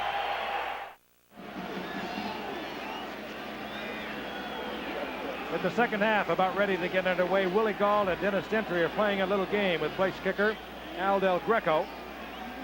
The Bears want Willie Gauld to get the football with his great speed. He leads the National Football League in kickoff returns with a 32.9 average, and this will be Gauld from the 6-yard line. Nothing happening in Gauld out over the 20-yard line, where it'll be first and 10, the Chicago Bears. We get the second half underway. Still no word on Packers quarterback Lynn Dickey. We'll try to get a more definitive report on the extent of his injury. But right now, the Bears have a first and 10, the ball at their own 21-yard line. McMahon remains the Bears quarterback. With a cool move at the line of scrimmage, and McMahon will have a first down. A great move by McMahon. Right at the line of scrimmage, just ducked under Charlie Martin and rambled for the first down. But I think old Jim's going to have to develop that Roger Staubach slide. I don't like the way he went down once he got upfield. You can injure his shoulder too easily. Nice move by Jim right there. Really great athletic ability. But he can hurt his shoulder and his rib cage even worse like this. Woo! Not a good way to go down. McMahon with the first down at the 34-yard line. And we understand now that Lynn Dickey is out for the rest of the game. A pulled muscle. We were told when he went out in the second quarter that it was a pulled thigh muscle. We presume that is what it is. This is Walter Payton. In the sprint to the sideline, he goes out of bounds at the 40-yard line. He picks up 6-yard line, 6 yards, it'll be second and 4, taken out of bounds by Brian Noble, the rookie from Arizona State. Speaking of injuries, we lost one of our pals, Billy Edwards, who works our sideline and has for so many years, is down in a Houston hospital. We're running tests tomorrow. We know everything's going to work out because he's tougher than a boot. But we miss him. We have a second down and 4 for the Bears.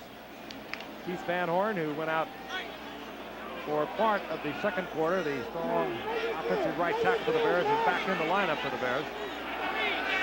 As McMahon looks over the second and 4. Moorhead is on the move for the Bears. Here's Payton. And Payton trips up over Mike Douglas. Gets about a yard out of it. It'll be third down and 3. And let's take a look at the halftime statistics.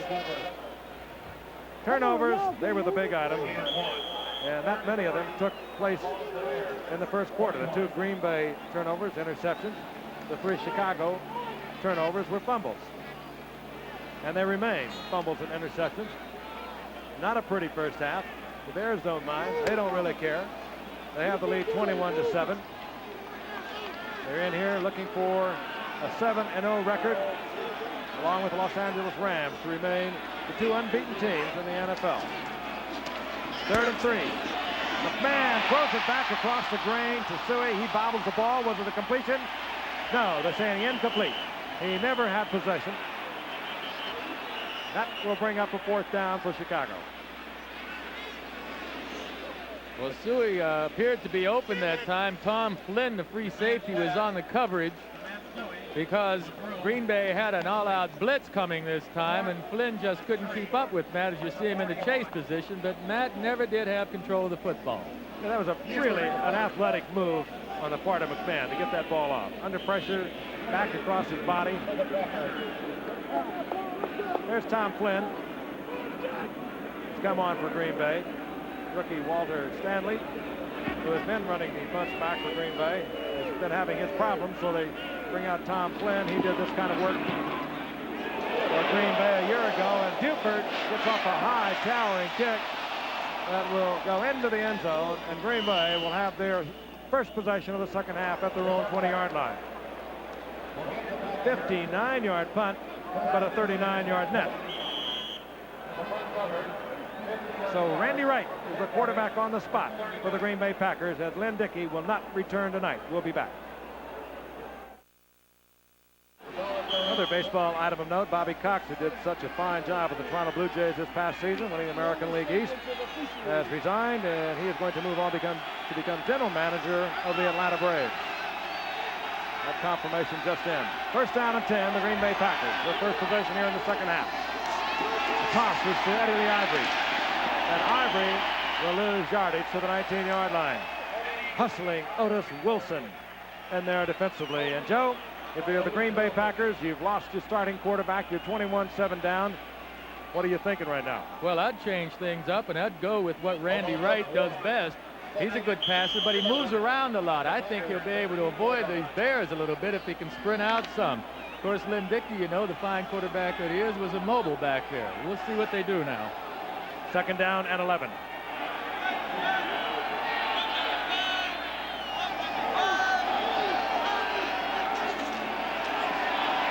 Wright is back.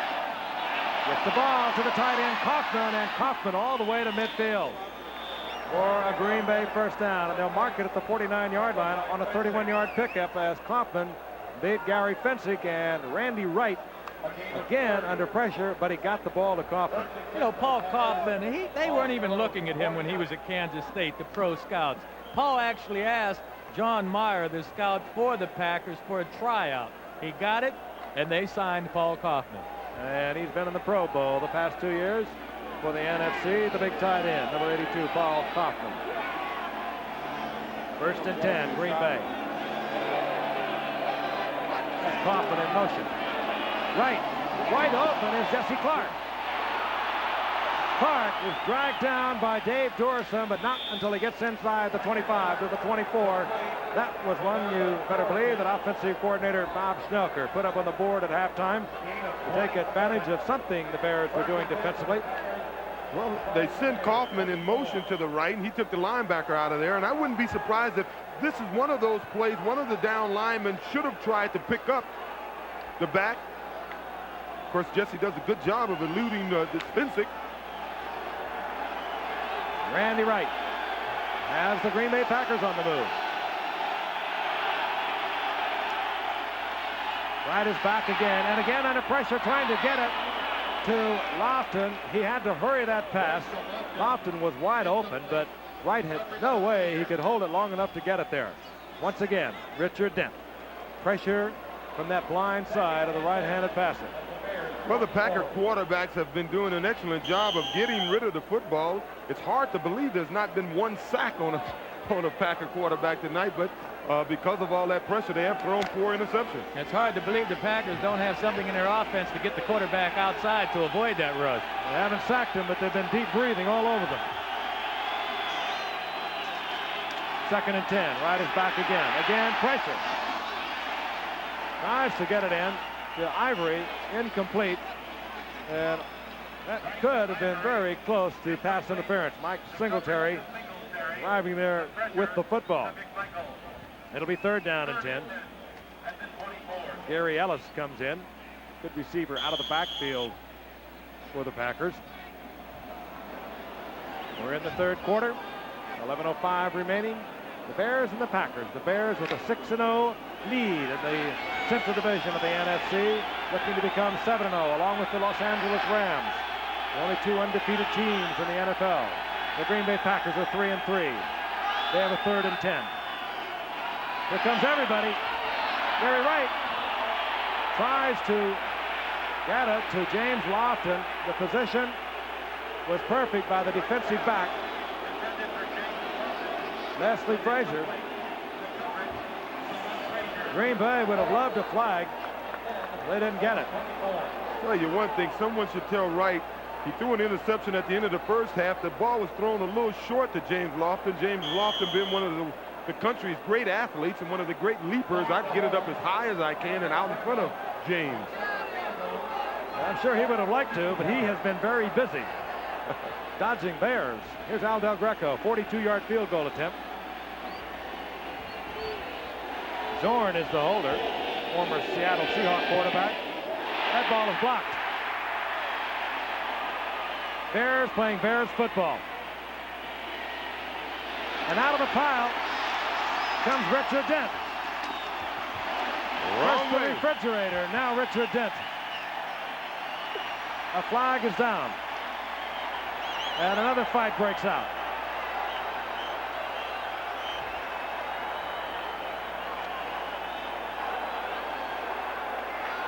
Now the flag is picked up, and they'll mark it at the 22-yard line. The Bears get yet another turnover.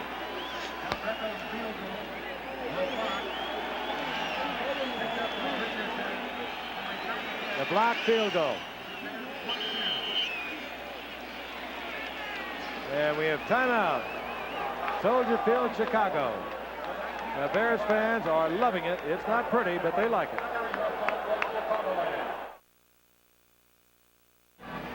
From the end zone, we'll see that block field goal attempt. The first thing you want to do as a defensive unit is get penetration. So they push the Packer offensive line. Look at number 98, Tyrone Keys, at 6'7". He gets up there and gets a hand on it. And the Bears get the ball back. Richard Dent brings it out to the 22-yard line.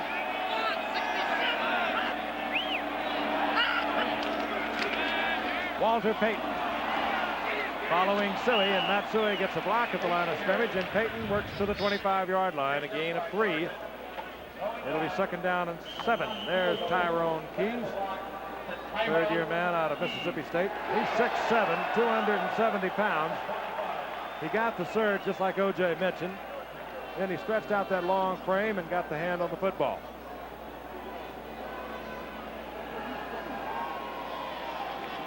Bears have a second down and 7.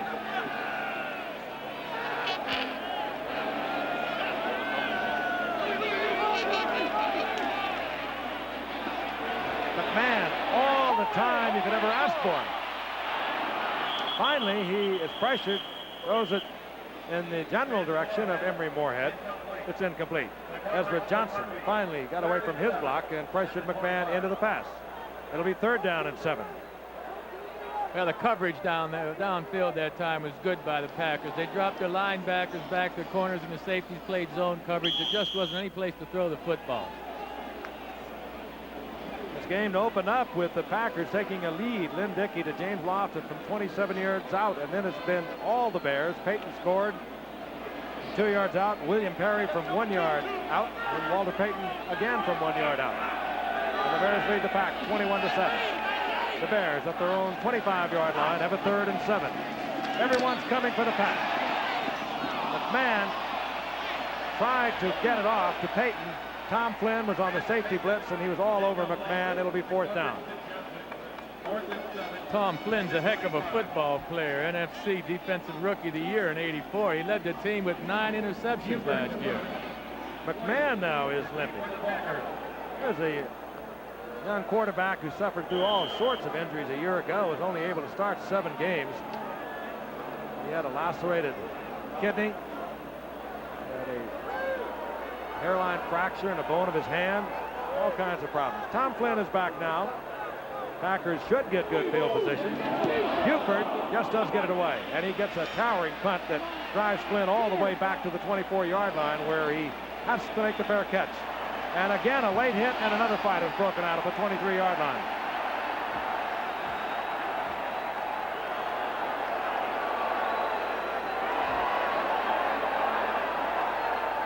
Need a little help from his friends. Tom Flynn was in the pack with a bunch of Bears, taking some pretty good shots there from Stephon Humphreys. Cooler heads prevail, and the Packers will go to work. The ball near their 23-yard line. Timeout once again, Soldier Field in Chicago, and we'll be back with more action in just a moment. Jim McMahon is flexing his left leg. He limped off the field a moment ago. He was hit on a safety blitz. It looked as though he fell on his fanny, and that is what he has been rubbing. Meanwhile, the Green Bay Packers have a first down and 10, the ball at their own 23-yard line. Draw play is Jesse Clark. This play has worked well for the Pack tonight. And Clark gets up close to the 30-yard line. Gain of 6. It'll be 2nd and 4. The ball just inside the 30-yard line. 2nd and a long 3 for the Pack. Lofton, he'll have a first down for the Packers out near the 37-yard line. Hope you enjoyed that halftime feature we had about some of the greats that have played in this series over the year. And while we were watching it ourselves, into our booth came Jerry Kramer, the author of a book, bestseller, Instant Replay, of a few years ago. He's got another one out called Distant Replays, and he goes back and revisits some of the players that he wrote about in Instant Replay. Fuzzy Thurston is in here, the restaurateur. Max McGee is doing radio for Green Bay. Dick Butkus doing radio for the Bears. What a colorful series this has been. They're all here tonight, the ones I just mentioned. Wright on 1st and 10, trying to get to Lofton. One hands and a wonderful catch. That was sensational. Wow, we in traffic. Lofton, great concentration between Fensick, Richardson, one hands it. Comes down at the 40-yard line, first down Green Bay. Oh, the coverage is very good here. Leslie's all over him. The pass is a well-thrown pass, but I'll tell you, it's just simply a great catch, a great catch. Actually, that was Mike Richardson that was in the coverage that time. 23-yard pickup. Green Bay down 21-7 with their backup quarterback, replacing Lynn Dickey. It's Randy Wright in his 2nd year out of Wisconsin.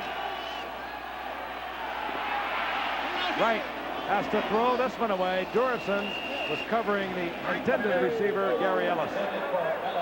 And once again, Wright under pressure. I don't think the Packers have thrown the football tonight, perhaps once or twice, without some kind of pressure from the Bears. You know, that Randy Wright kind of looks like Bart Starr to me when I see his face, kind of that boyish, good-looking man. Looks like Bart Starr. He does, doesn't he? What I'm surprised at, it seems like number 85, Philip Epps, is getting one-on-one coverage more so than anyone else tonight. He's a 10.1 sprinter. I would send him to the end zone. 2nd and 10. Randy Wright tried to get it to Epps. I don't think they have time to get him to the end zone. That time they broke him off at about 10. He was open. Wright couldn't get it there. Pressure once again. It'll be 3rd down and 10. Buddy Ryan, the defensive coordinator, the outspoken defensive coordinator for the Bears. It may look like it's all mixed up down there, but each one of those Bears is in perfect harmony and coordination with his teammates. It's all by design, and you have to be together a long time to make it function. We're seeing more and more of this type of defense throughout the NFL. 3rd down and 10. The ball is loose, and the Bears get it. First sack of the night. Hampton gets the football. Tyrone Keys was in on the sack. That's the first time they have got to the Packers quarterback. They've been pressuring all night. You knew it was inevitable. Let's take a look at it. And that's right. I still can't figure out why the Packers don't have the old floating pocket. Lenny Dawson in Kansas City used to have it years ago. When a team is putting this much pressure on you, you have to be able to cross up the defense. Set the pocket up to the left or the right, not always in the middle. Probably, mainly, I guess, because of Lynn Dickey is not a mobile quarterback, and for the most part, he's the guy they work out with. Dan Hampton gets the football for the Bears. 1st and 10 at the 49-yard line of the Packers. McMahon is sacked. That's the first sack on McMahon of the night as he goes down at the 42-yard line, a loss of 4. Donnie Humphrey, the nose tackle, number 79, in on Jim McMahon. Well, Jim just didn't see Dennis McKinnon that time, probably because of Humphrey. But McKinnon had a nice turn-in pattern. He beat Mark Lee across the middle. He was wide open. 9 minutes remaining in the 3rd quarter. NFC rivals, the Green Bay Packers and the Chicago Bears. Bears trying to extend their lead in this NFC Central Division with a 7-0 record. Packers would like to put a halt to that. They're 3-3 into the night. Second down, 13. McMahon will go down again. This time it's Brian Noble, the rookie linebacker from Arizona, who went around the horn and gets McMahon at the 41-yard line. And this game is really genuinely ugly. You know, that's the best pass defense there is, to get pressure on that quarterback, get in his face, make him throw it quickly, or else hide the receivers from him. Right now, the Packers are looking pretty good defensively. So many games have been played this way over the years between the Packers and the Bears. We've had about 4 or 5 fights that have broken out. That's nothing new in this rivalry that goes back to 1921. George Halas was coaching then for the Bears. Curly Lambeau for the Green Bay Packers. Now it's Ditka and Forrest Gregg. 2 NFL greats have played against each other in this Central Division. Third and long for McMahon. This is Payton. Payton struggles and carries a Packer inside Packer territory to the 48-yard line, short of the first down. And out comes the punting unit again. Well, I think Jim let him have that swing pass just a little too quickly. Had he been able to hold on to the ball another second, would have given Walter more running room. Quick word from Walter Payton to Jim McMahon. And Tom Flynn back once again for Green Bay at the Packers' 10-yard line.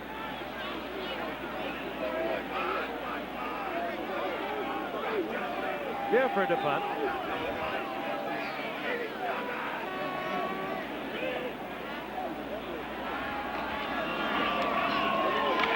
Well, we saw him talking on the sidelines.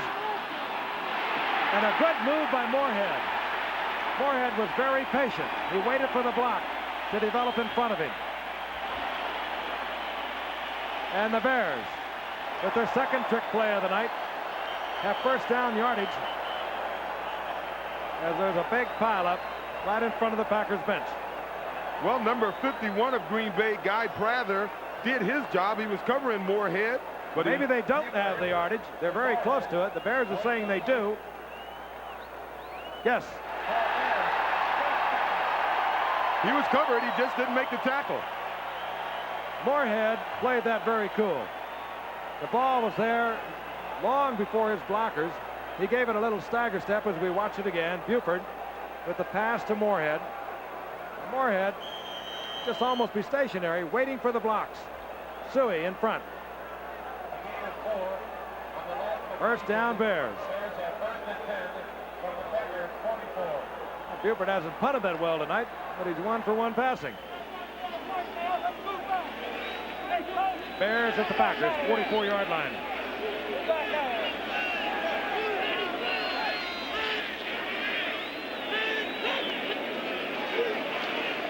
Walter Payton. And Payton just skips to the outside and rips off 8 yards down to the 36-yard line, taken out of bounds by Tim Lewis. It'll be second down and 2. Frank Gifford along with Joe Namath and O.J. Simpson. The Green Bay Packers into the night 3-3 in the NFC Central Division. The Bears 6-0, looking to go 7-0 and stay with the Los Angeles Rams as the 2 undefeated teams in the NFL. Packers scored first, 27-yard touchdown pass, Lynn Dickey to James Lofton. Then it's been all the Bears. Payton scored. William Perry, the big defensive tackle, took it in from 1 yard out. Payton again from a yard out. That's where we are right now. The Bears leading the pack 21-7. Lynn Dickey is out of this game. Cold muscle. Randy Wright, the quarterback for Green Bay. This is Walter Payton. Almost pulls free. He does, however, get the first down near the 27-yard line. John Anderson made the stop. That's just good running and good power blocking. Wasn't nothing fancy about it. They just ran off tackle and every man got on a man and Walter picked his way. So many pages in the press guide of the Chicago Bears devoted to Walter Payton. You could go on and on about what this young man has done. I've said it over and over. The thing that has impressed me more than anything else, a running back, 143 consecutive starts as of tonight. He's missed 1 game in 11 years. And he is another 100-yard game tonight. We have a lot of time remaining in the third quarter, and down goes Jim McMahon. Brian Noble gets across the line of scrimmage, the rookie linebacker from Arizona State. I don't think Jim likes this very much, these guys jumping off sides and wrestling them down. Well, I'm not too sure that's going to be a 5-yard penalty when they come off sides that clean and hit the quarterback. Good way to put a quarterback out of the game. Indicated against the Green Bay Packers. All kinds of movement along the line, and they mark it off. Here's Forrest, Greg. Number 91, defense, offside. Still first down. Defensive coordinator for the Green Bay Packers, another teammate of mine, as is Bob Schnelker. The defensive coordinator is Dick Modzelewski. He really works that sideline, too. Very excitable. Omo. Walter Payton with yet another 100-yard game. His 66th career 100-yard game. Really remarkable. Here he is again. Looking back inside. He'll be short of the first down as he squeezes inside the 20. Close to the 19. Stopped there by Brian Noble. That was a good hit by Brian Noble. They did get some outside support that time from Mike Douglas, and he forced the runner to turn back inside, and he turned them right into Brian Noble, and a good hit it was. Second down, a little more than a yard for the first down.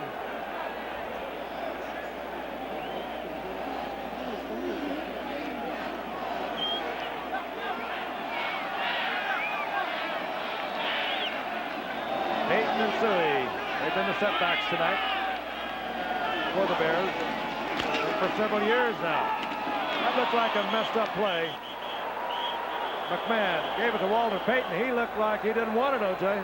Well, he looked like he saw that the linebacker had a good angle on him, and I think he felt if he could have eluded him, he'd had nothing but running room to his left, but unfortunately he wasn't able to do it. With that short of yardage to go 1.5 yards for the first down, I'm surprised Walter just didn't stick it up in there or jump over the pile. That was Mike Douglas, by the way, the linebacker for the Green Bay Packers that nailed Payton for the loss. Third down now, a little more than 3, and we'll put the Bears back into a passing down.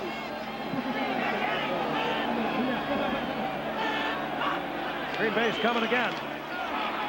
This is Suey. Suey turns the corner, gets inside the 15. Bear first down near the 14. Tim Lewis made the stop. Pack in a full blitz. Suey got outside, an easy first down.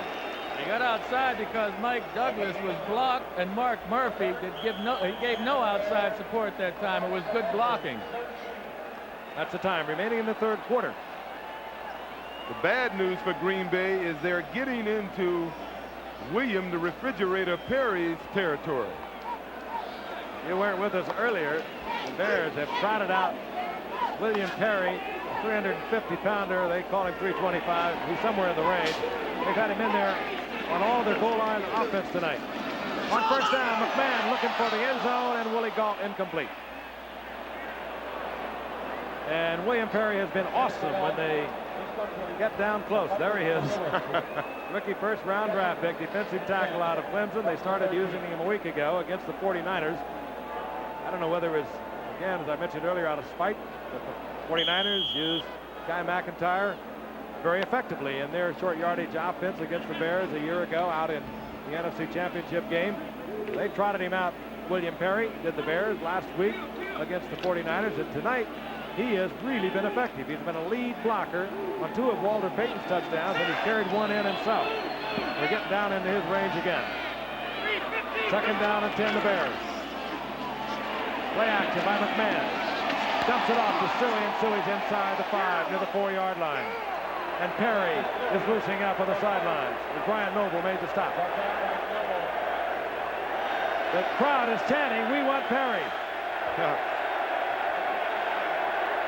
The most unhappy man in this stadium is George Cumby. He's the guy that Perry has blocked on 2 of those touchdowns. Listen to this. He has electrified this crowd. And now Walter Payton is trying to get the crowd even more fired up. Big number 72 is in there. Get low, Cumbie, get low.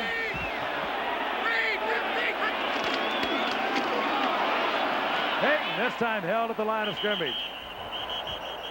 And once again, Perry was the lead blocker. That time he was met at the line of scrimmage. Payton tried to squirt to the outside, nothing working there. Let's watch him again. Well, Green Bay got smart on this. They slanted the line to that side, the side that Perry lined up on. He still got an effective block. Cumbie is going to have a nightmare tonight, and it's going to wear number 72. Cumbie is 52. He has felt Perry on 3 different occasions. That time Payton up close to a first down, and they'll bring the markers out.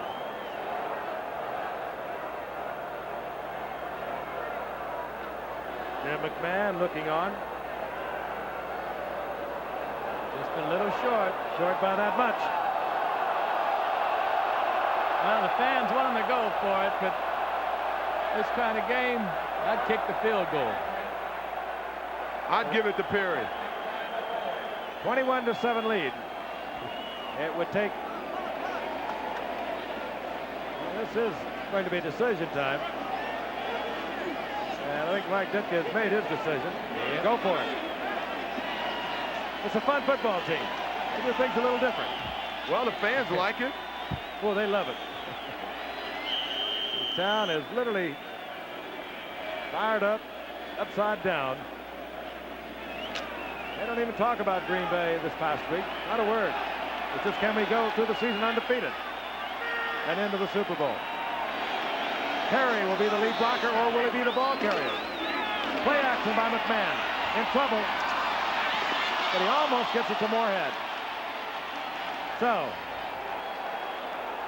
Green Bay will get it back. 2 minutes remaining in the third quarter.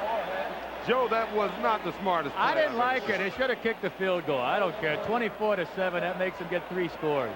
Now it's 21-7. I think they should have went for the field goal. 2 minutes remaining in the third quarter, and we have time out of the field. The decision was made by Mike Ditka. Green Bay has it back. A Bear gamble on 4th down and less than 1. And it did not materialize. The Green Bay Packers have the football inside their own 4-yard line. Mike Ditka, of course, gambling on that, but he also is showing a tremendous amount of confidence in his defense. It's a 21-7 lead, and he has the Packers deep in their own territory, and the Packers have been turning the football over all night. So Ditka is thinking both ways, or was thinking both ways, when he gambled on that 4th and 1 pass. Randy Wright is back. Fires a shot complete to Lofton. And Fensick drives Lofton out of bounds. Had he been able to turn that corner, there's not anyone on that field would have caught him. And then we have a 7-point game. I like passing the football down here. You have a lot of room to work with. 100+ yards, actually. But that was a good pass. And a good effort by Lofton. What a great athlete. Never forget our Denver game in a blinding snowstorm a year ago. Lofton, in a losing effort, caught 11 passes for 206 yards. He has 6 tonight for 92. Woo. Another great effort by Lofton. He comes down with it, short of the first down, but good concentration once again. The ball marked inside the 31-yard line of Green Bay.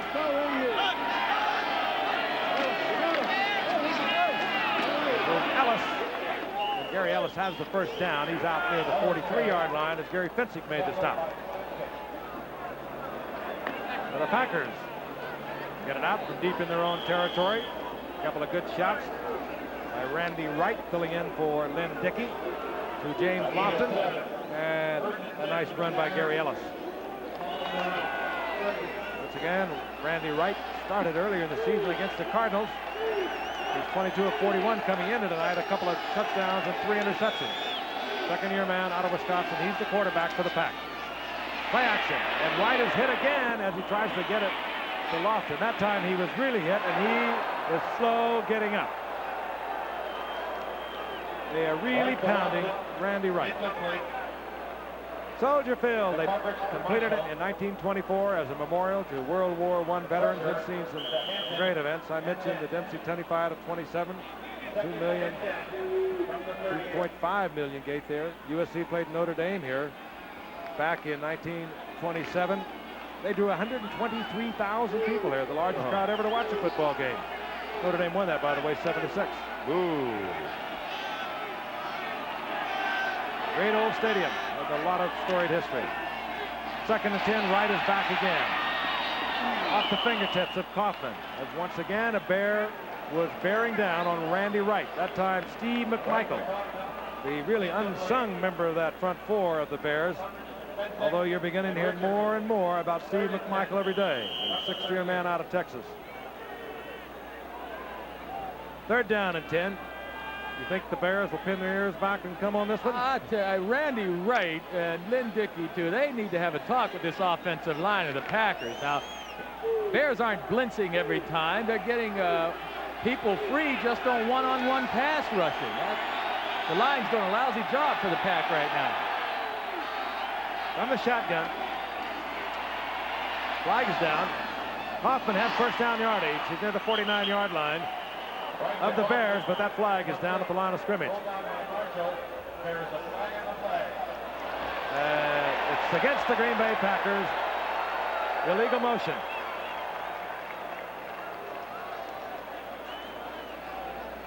Packers have another quarterback, a very familiar name around the National Football League, Jim Zorn. Played 9 years up in Seattle, replaced a couple of years ago by Dave Craig, but while he was a starter for Seattle, he passed for over 20,000 yards, 207 touchdown passes. Motion, number 82 on the offense. It was Kaufman, the receiver, who had the first down, who was illegally in motion.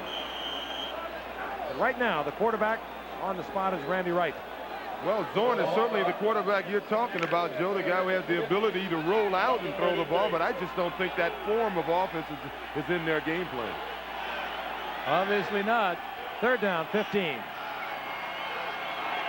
That's again from the shotgun.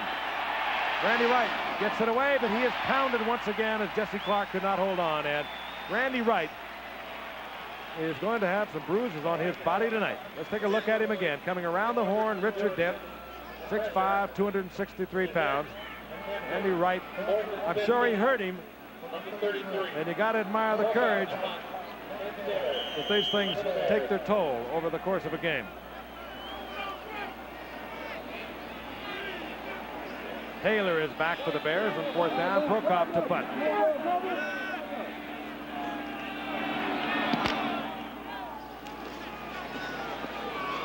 Taylor at the 21-yard line. And tripped up at the 30 and gets to the 32-yard line, where it'll be first down Bears. Hustling down there, former Jet acquired by Green Bay, Mark Shoemate.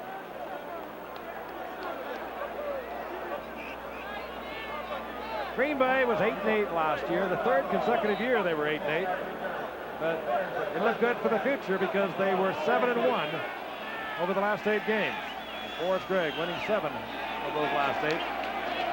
Bears, of course, 10-6 as we look at Walter Payton on first down to the 35-yard line. Gain of 4. It'll be 2nd and 6. Dropped there by Brian Noble. Could be the final play this 3rd quarter. Bears dominating in typical Bear fashion.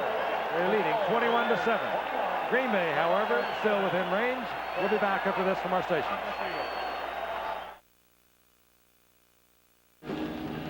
We begin our 3rd quarter. Bears have the football. They have it at their own 35-yard line. 2nd down and 7. And here's the man who has put together this defensive unit for the Chicago Bears. You knew him, Joe, when you were with the Jets. Crusty, outspoken, but he is a very skilled practitioner of defense. Very good coach. He put together our Super Bowl champion defensive team. We worked together for a few years, and I tell you what, the players really love him. And Mike Ditka and Buddy Ryan, they absolutely say exactly what they think and feel. Kind of refreshing. 2nd down and 6. Walter Payton, he's over 100 yards on the night. He'll get a bunch more now. Up close to a first down. Mark Murphy came up to make the stop for Green Bay. The kind of night you look forward to, isn't it, O.J., when you're a running back? Put some big numbers on the board. Well, if they're going to go to the Super Bowl, here's where Walter's going to be, I guess, at his most valuable for this team, because when they get a lead, they got a 2-touchdown lead. There's a lot of time left in the game. Who knows? Green Bay may catch on fire, but they'll just run Walter at them. That'll eat up the clock, and, you know, maybe they'll even score again. The thing about it, even though we have not seen it in effect tonight as we get the measurement, this is no longer a one-dimensional team with McMahon at quarterback, Willie Gault on the outside, Dennis McKinnon, when he's healthy, one of the fine receivers on the opposite side. Take a look at it with our reverse angle camera.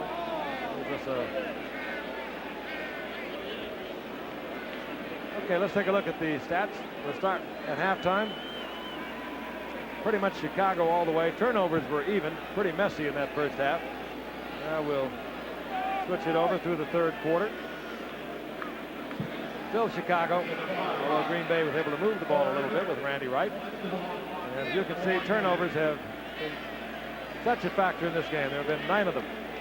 How about time of possession? It means nothing, does it? Green Bay dominating there, and they trail 21-7. You saw how close Peyton came to the first down. Third down and inches for the Chicago Bears.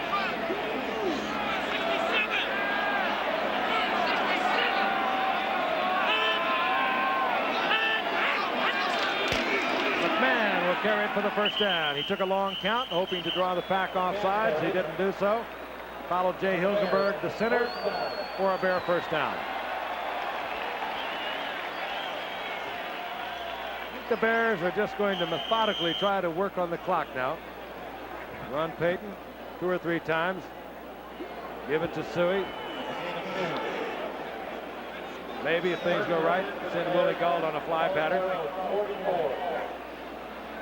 Mike Ditka, 9 years, coach of the Dallas Cowboys, following an all-pro career as a tight end with these Bears and the Eagles and later the Cowboys. Came here 4 years ago and has turned things around dramatically. McKinnon, I believe, is the intended receiver. McMahon goes down, and he was shaken up. Brian Noble put a hit on McMahon, who's slow getting up, and he is really rocky. I tell you, McMahon has developed a bad habit of jumping up when he throws the football. There's something he used to tell us running backs: you can get hurt more while you're in the air. So try your best to stay on the ground as much as you can. And tonight, I bet you on at least 7 occasions I've seen him leap into the air to throw the ball. That's Noble, and he catches McMahon as he releases the ball. And McMahon was very slow getting up. Now he limps up to the line of scrimmage, looks over a 2nd down and 10. McMahon is 2 of 8 here in the second half. Matsui. Hard running to the 49-yard line. 4-yard pickup. It'll be 3rd down and 6. Randy Scott was there defensively for Green Bay. I think Randy may have hurt himself a little bit. He put a real nice shot in there, but he did it with the side of his helmet, and I see he's leaving the field right now. But a good game tonight. The inside linebacker over the left side for Green Bay. John Dorsey comes in to replace Randy Scott. Dorsey, number 99.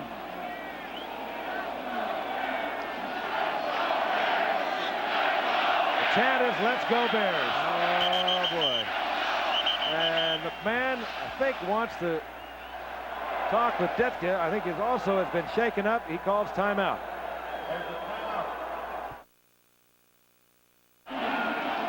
Bears leading the Packers 21-7. We're in the 4th quarter. Bears have a 3rd down and 4 of the ball at their 49-yard line. Walter Payton. And down goes Payton, and a flag goes down with him. Mike Douglas in there on the stop. But again, a flag is down. Mike Mad Dog Douglas. A lot of penalties, a lot of turnovers. If you weren't with us earlier. Holding, offense number 75. Penalty declined, 4th down. Andy, so the Stephon Humphreys was holding. Declined by Green Bay. They won it back. Got 9 turnovers. As Phil Epps drops for the Green Bay Packers. With that great speed, If he could turn the corner, he would be gone. O.J. touched on it a while ago. Great sprinter in his collegiate days at TCU. Buford hits a good punt. Epps at the 3-yard line. And he very wisely steps out of bounds at the 10-yard line. So the Green Bay Packers starting deep in their own territory once again. Dennis Gentry hustling down there. Good punt by Buford. The Bears got Buford late in August from the San Diego Chargers. That time he got one off 53 yards. That was a good punt, but it was a bad decision on Phillips Epps' part, or else the man that should have been helping him down there. You don't field the ball on the 5-yard line. It's going to go into the end zone. Well, you have to admire the kid, Joe. Nothing has been happening for these Packers since early in the first quarter, so maybe he was just trying to make something happen. Well, I'm sure he was trying, but that was not a good decision. They have not even threatened since their first touchdown. And Fensick almost picked off another one, intended for Phil Epps.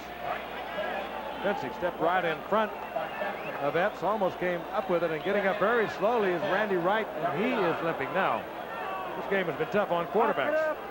Here's Epps, little slant in. Watch number 45, Gary Fensick. It'll be 2nd down and 10.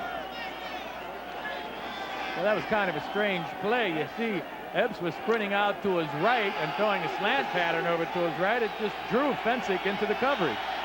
Randy Wright has not been sacked all that many times, but he has been buffeted and whacked almost on each occasion he tries to get rid of the ball. Here comes the blitz. Wright. Epps comes back to the football, and he'll have the 1st down in front of Mike Richardson out to the 47-yard line. Yeah, I'd use that play more often. You see Epps just on a full sprint right under pressure, just threw the ball away. Now Epps sees the ball, and Mike Richardson, knowing that Epps has all that speed, puts his head down. Epps sees the ball and comes back for it, gets the Green Bay 1st down. We were playing the Raiders one time. We're backed up on our own 1-yard line. I made 2 underthrows just like that to Don Maynard. We went 99 yards for a touchdown. But you did it on purpose. That's right. That last one wasn't on purpose. Green Bay. They're still in this one. They're down 21-7. But they're in danger of losing another quarterback. That was Steve McMichael. As Randy Wright goes down again. Also in there, Dan Hampton.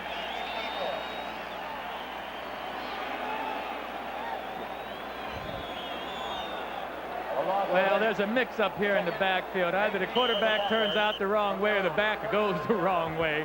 He faked to the left when he maybe should have been faking to the right. So the play got started poorly, and they never did quite recover. That McMichael's having a heck of a year for this Chicago Bear football team. 8-yard loss, back to the 39-yard line. 2nd down, 18.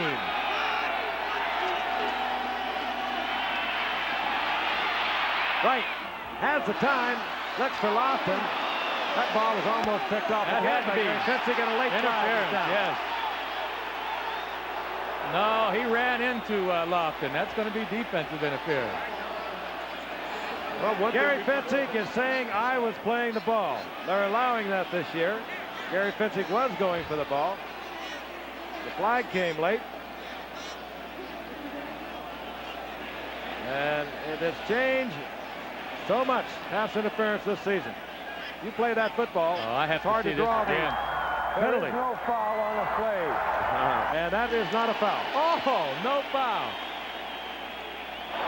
Let's watch Lofton. All Gary Fensick has to be doing is playing that ball. They can't run through the receiver. He's not allowed to do that, but he's in front of the play. Yeah, well, Turns around. He almost caught the ball. One thing for sure, if you had a quarterback with an arm like a Neil Lomax or someone like that, Lofton may have had a touchdown, because even though he didn't appear to be open, he was on the verge of running away from those guys if someone could have thrown it far enough. 3rd down, 18.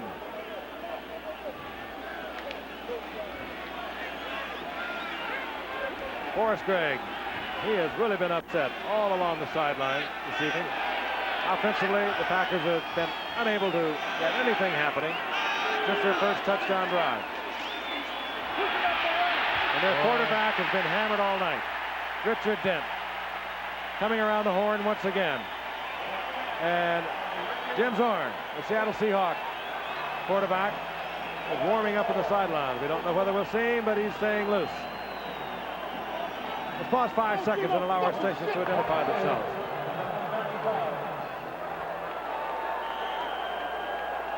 Soldier Field in Chicago with the Bears leading the Green Bay Packers, two NFC Central Division rivals.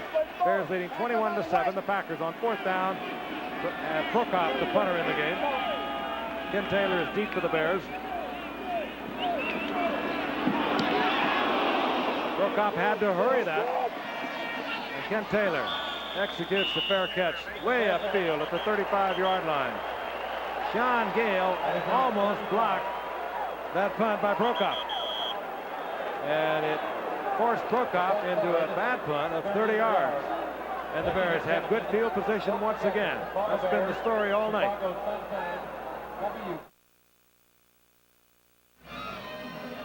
The former Seahawk quarterback, Jim Zorn, who started for so many years, 8 years out there for Seattle, from the days when they became an expansion franchise in '76, warming up on the sidelines. He came to the Green Bay Packers after the 3rd week of the season. Chopped around the National Football League. The Packers finally picked him up. He's warming up. We might see him. He passed for over 20,000 yards with Seattle in his career out there, 107 touchdown passes, and he good passing percentage, considering it was a franchise that was in trouble in the first few years. We may see Jim Zorn. Meanwhile, the Bears have a 1st and 10 at their own 35, and McMahon gets one off downfield and almost picked off. I don't believe it. Tim Lewis steps in front of Willie Gault. I don't believe it. I'll tell you, philosophy-wise, now this Green Bay Packer team offensively, they haven't been able to do anything all night. Why don't the Bears just run the football now, run the clock down? If they can't get a 1st down, give the ball back to Green Bay. They can't score. Jim McMahon is coming out and Steve Fuller is coming in. Jim McMahon was shaken up early in the, well, about midway through the 3rd quarter. He's a tough, gutsy guy. I got a feeling that he has hurt a lot more than it appears. Well, he wanted to stay in, and he went back in for one play, and Mike Ditka could pull him out of there right away. So Steve Fuller's in the lineup as the quarterback, number 4. This is Walter Payton. And Payton works to the 39-yard line, a gain of 3. It'll be 3rd down and 7, upended by Donnie Humphrey. Unfortunately, throwing the ball on 1st down at this stage in the game forces them to look to throw the ball here on 3rd down because it is a passing situation. But in football, just like in boxing, you got to know how to close out a guy. And Chicago should have closed these guys out by just running the ball. Fuller, of course, not new to starting jobs. He was a starter for Kansas City for 3 years before he was traded to the Rams 2 years ago, as we look at Jim McMahon being worked on the sidelines. Started 4 regular season games for the Bears a year ago and was their quarterback of record through the playoffs last year. Green Bay's going to blitz him early on.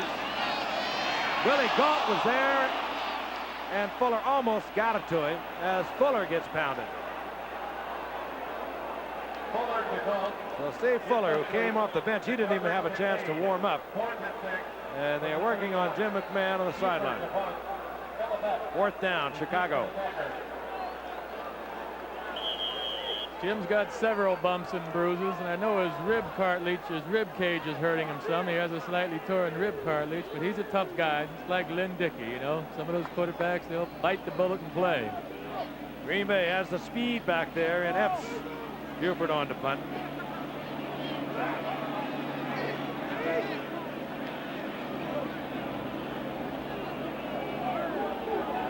On count. Buford puts it up high and puts Epps in the corner. This time he does let it bounce, and it takes a bound into the end zone, and Green Bay gets the touchback. Marathon here in Chicago yesterday, and I tell you, they must have had about 10,000. Jim Zorn is the quarterback now for Green Bay.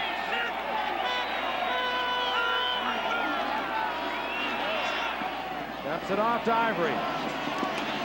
And Ivory just short of a 1st down up near the 30-yard line. I like that play for a first play. Hey, that's my first quarterback coach at the University of Alabama. He played for Coach Bryant in 57, 58, 59, and 60, and that man taught me how to run the option. Maybe that's why I didn't run it anymore after I left Alabama.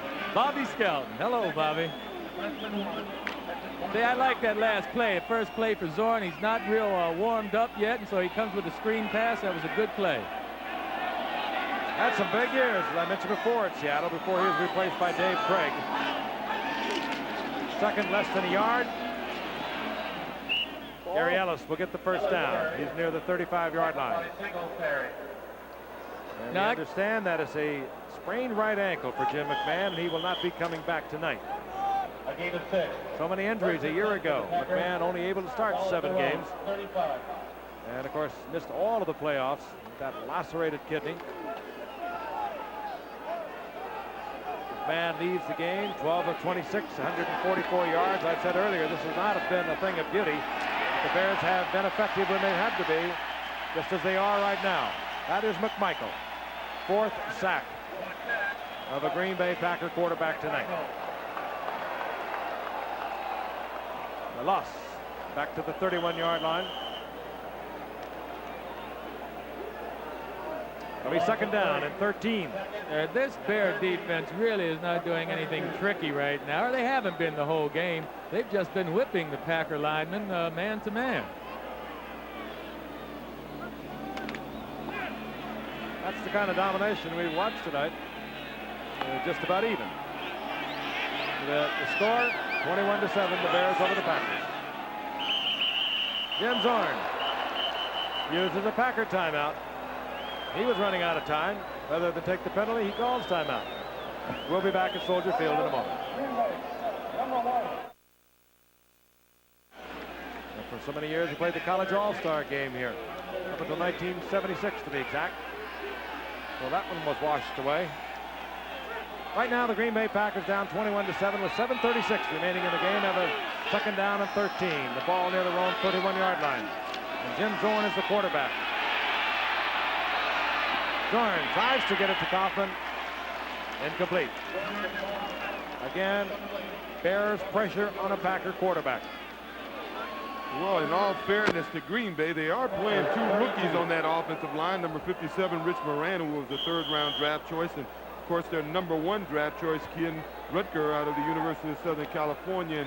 And for rookies to be up there looking at this, Buddy Ryan, a complicated defense is pretty tough assignment. Blake Moore comes in to do the snapping for Mark Cannon at center for Green Bay on 3rd and long.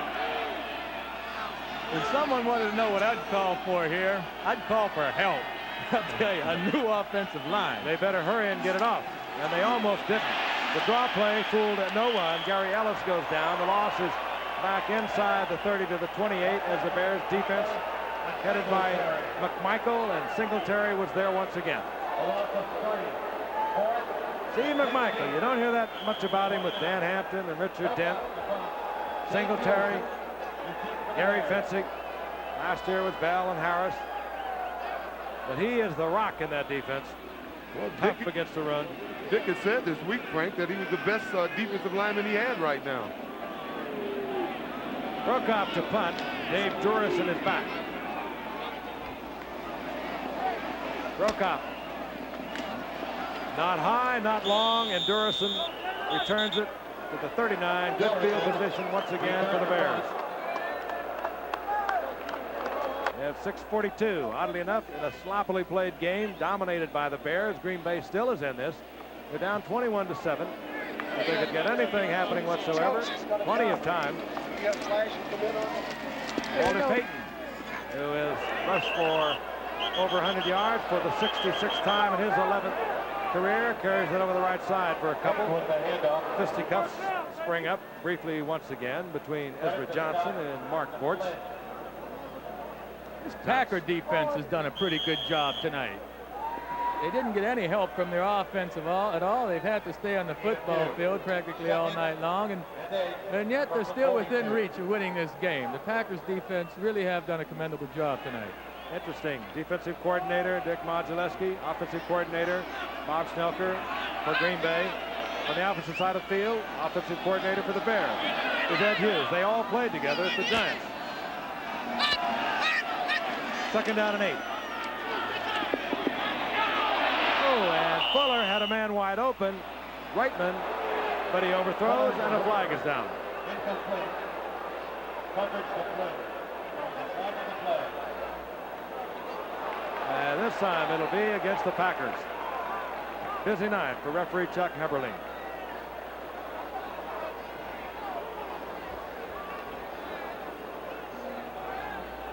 Here is referee Heberling. Unnecessary roughness. Number 79 on the defense. That's 15 yards. First down. Johnny Humphrey, unnecessary roughness. And that's McMahon's ankle. They immediately put that ice on there, of course, to try and keep the swelling down. He'll have that on there probably for 24 hours. Tough cookie.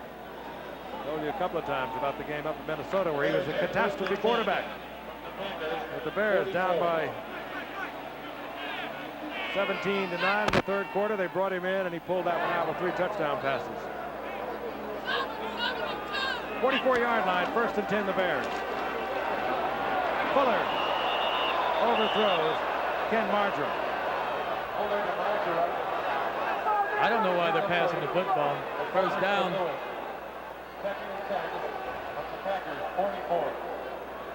Green Bay actually had the lead early in the game. 27-yard touchdown pass.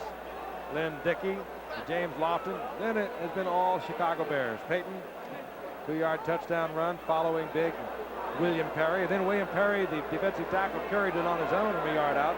Then it was Walter Payton once again from a yard out. Showing you that, in case you joined us late. And we have 5 minutes and 42 seconds remaining in the game. 44-yard line of Green Bay. 2nd down and 10, the Chicago Bears. And here's Walter Payton. Slips as he tries to turn it upfield. Loses a yard. It'll be 3rd down and 11. And we mentioned big William Perry. Let's go back and look at it. It's unusual to say the least. This is in the 2nd quarter. He usually has been used as a lead blocker. He carried the ball a couple of times against the 49ers, but tonight, a lineman's dream, a touchdown. Hurdling that huge body across the goal line. Meanwhile, back at the ranch, Mike Tomczak, the rookie from Ohio State, comes in at quarterback for the Bears. Out comes Steve Fuller. As we look once again at Perry.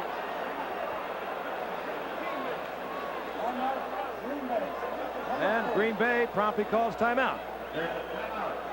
So Tomczak, who has not even run off an offensive play, was in the huddle, ready to go. Gets the timeout, comes back over, talks a little more with Mike Ditka, and we'll move into the huddle. He, of course, is a free agent out of Ohio State.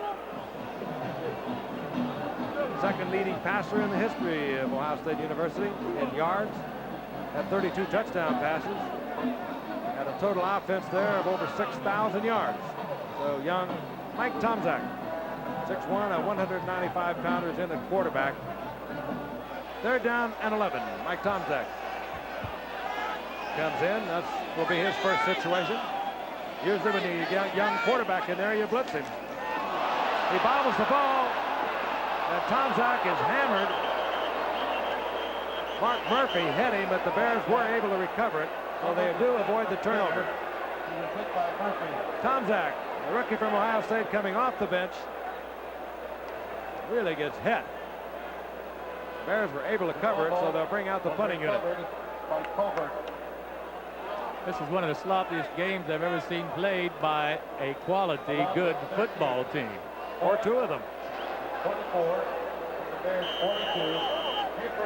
Phillips is back once again. 9 turnovers we've had tonight.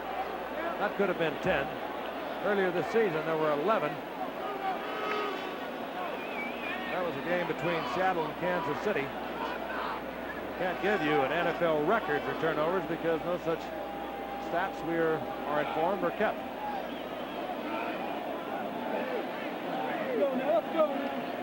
Corey Buford to punt. Epps is back. He'll take it at the 10-yard line. He gets to the 18-yard line. The flag is down back at the 10-yard line.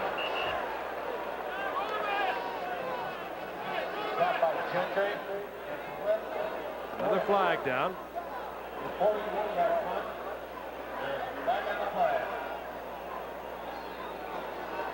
Once again, referee Chuck Heberling working it out.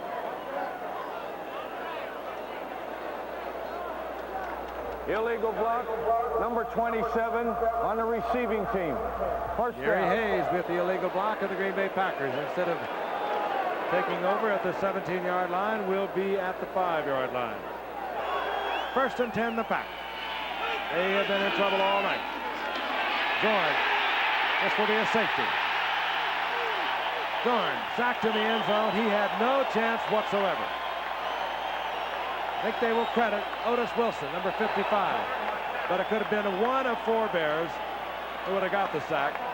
Hampton was there, Dent was there, and McMichael was there. And Zorn is slow getting up. Bears will grind on you. They'll whack on you. They don't do it pretty, but they're very effective. Watch it again. Here he comes, Otis Wilson. Zorn spins away from it a little bit. McMichael is there, then Wilson is there, and the safety. Eddie Lee Ivory made a good block on Otis Wilson that time, but there were just too many Bears back there in the backfield. It was Otis in our meeting this morning that told us that these guys just enjoy one another. They have fun together. They like one another, and they enjoy this game, and they're playing like it. Chicago leading now 23-7. Green Bay will put it in play from their own 20-yard line. The punter, Prokop, is out there. Willie Gauld is dropped back for the Chicago Bears, along with Dennis Gentry. They like to get the ball to Gauld if they can. Right-footed kicker, so they'll put Gauld over on the far side. The right-footed kicker. However, Prokop is a left-footed kicker. You would think that Gauld would be over on the other side. They do kick away from Gauld, but he steps in front of Gentry. Oh, he's lightning. To midfield. I'll tell you, I was looking for an onside kick there. I know from the punter position it wouldn't be a good idea, but why not bring the place kicker out and try an onside kick in that situation? Bears have it back once again, midfield. I've never seen it done, but I'm sure it's possible. Hey, they're down, 16 points. They have to get the ball back. They're not going to score points without the football. Lots of changes for the Bears. They bring in James Manis, the rookie from TCU. The quarterback now is Steve Fuller, back in the game. Tomczak, the rookie from Ohio State, who bobbled the snap from the center of the shotgun, is on the bench. And now Fuller pulls away, and there's a scramble at the line of scrimmage. And Fuller was able to cover that ball. You know, that was going to be another pass play. Both wide receivers went deep that time. That was going to be another pass play. I'm stymied. Well, it's going to hurt them if they play ball like this late in the season in the playoffs. You got to know how to finish your team off. And you finish your team off like this by running the ball and running out the clock. This has not been a pretty thing to watch. The 2nd and 12. Walter Payton. He's fun to watch. No matter what kind of game you're involved in. He's over 100 yards again tonight. Gets a couple that time. It'll be 3rd down and long once again. 3rd and 10. Payton came in tonight for 422 yards at a 4.7 clip, 20 receptions, 1 touchdown. He's gained 112 yards rushing tonight. And he has also been effective as a receiver, 4 receptions, 40 yards.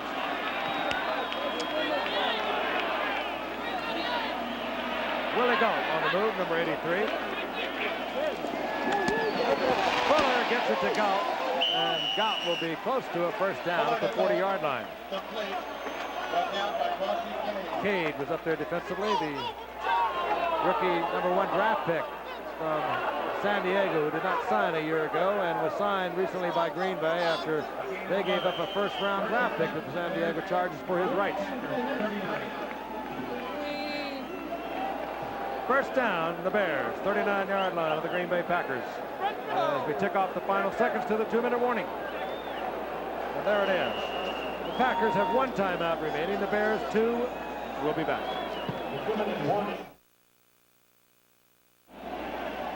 39-yard line of the Green Bay Packers. First down and 10, the Chicago Bears. The quarterback remains Steve Fuller.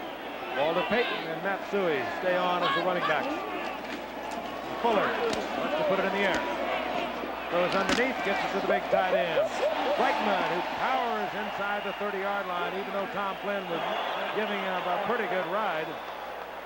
Brightman listed as a rookie from UCLA, actually was a third-round pick of the Bears in '82 before he decided to join the USFL. And we have another flag that's going to bring this one back. Probably holding and against the Bears. 57 offense, holding, first down. Tom Thayer, the rookie guard on the right side. They call him a rookie, but he too has performed for 3 years with the USFL. The blitz, then down to Arizona. He's filling in for an injured Kurt Becker, who's on the injured reserve with a knee injury. Did a fine job last week, as a matter of fact, against the 49ers, did Tom Thayer. 1:49 remaining. Bears now backed up. It'll be first down and 20. There at the Green Bay Packers 49-yard line. Fuller on the sprint out. Looking for Reitman, and Reitman stays in bounds, keeps the clock moving, gets 11 of it back. It'll be second down and 9. What? I can't imagine what the Bears are trying to prove at this point, passing the football. Are they concerned with the tie-breaking system at the end of the season and points? Well, they can force Green Bay to use up their first downs just by running the ball a couple of times. That would pretty much cinch it. It's cinched as it is, the way Green Bay's offense has been operating tonight. Talking about timeouts, they only have one. There is Perry, the hero of the night. He put some spice and fun into this game. If you weren't with us, the big man, the big rookie defensive tackle, led the way for 2 Walter Payton touchdowns from in close and scored 1 himself. Fuller being dragged down from behind. Ezra Johnson pursued him, stripped the ball, it looked like, but did he get there late? Flynn comes up with it. Nope. The Bears will keep possession. It'll be third down and 10. Well, maybe Mike Dick is trying to see how Green Bay reacts to rollout type passing. They do have to play him in the next few weeks, so maybe he's trying to see how they react to it. Fuller on the sprint. I hope there's a good reason for all this. Ezra Johnson with the long reach. And That's a fumble. Could well have been called a fumble. Third down and 10. And there's Mike Ditka. Next Sunday for the Chicago Bears. They'll be entertaining Minnesota right here. Oh, Green Bay called a timeout with 12 seconds to go. Down by 16 points. I really don't believe they did this, but they did. They used their last timeout. They're going to pull this one out, trailing 23-7. Timeout with 12 seconds remaining. And Fuller talking it over with head coach Mike Ditka. For the Green Bay Packers, next Sunday they'll be at Indianapolis. We're going to watch these Chicago Bears once again, December the 2nd, down in Miami against the Miami Dolphins.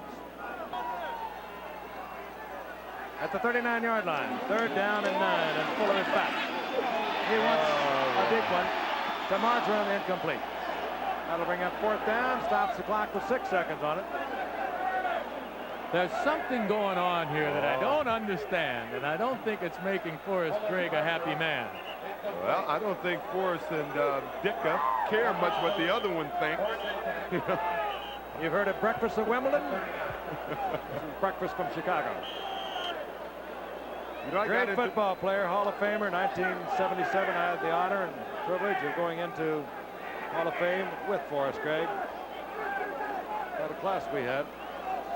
Bart Starr was there. Gale Sayers was there. Bill Willis.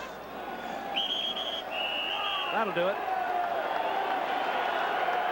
The Bears remain undefeated, along with the Los Angeles Rams, the only 2 undefeated teams in the NFL.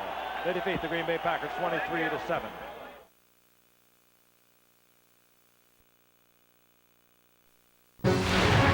This NFL Films production has been brought to you by NFL Network. Watch the National Football League 24 hours a day on NFL Network.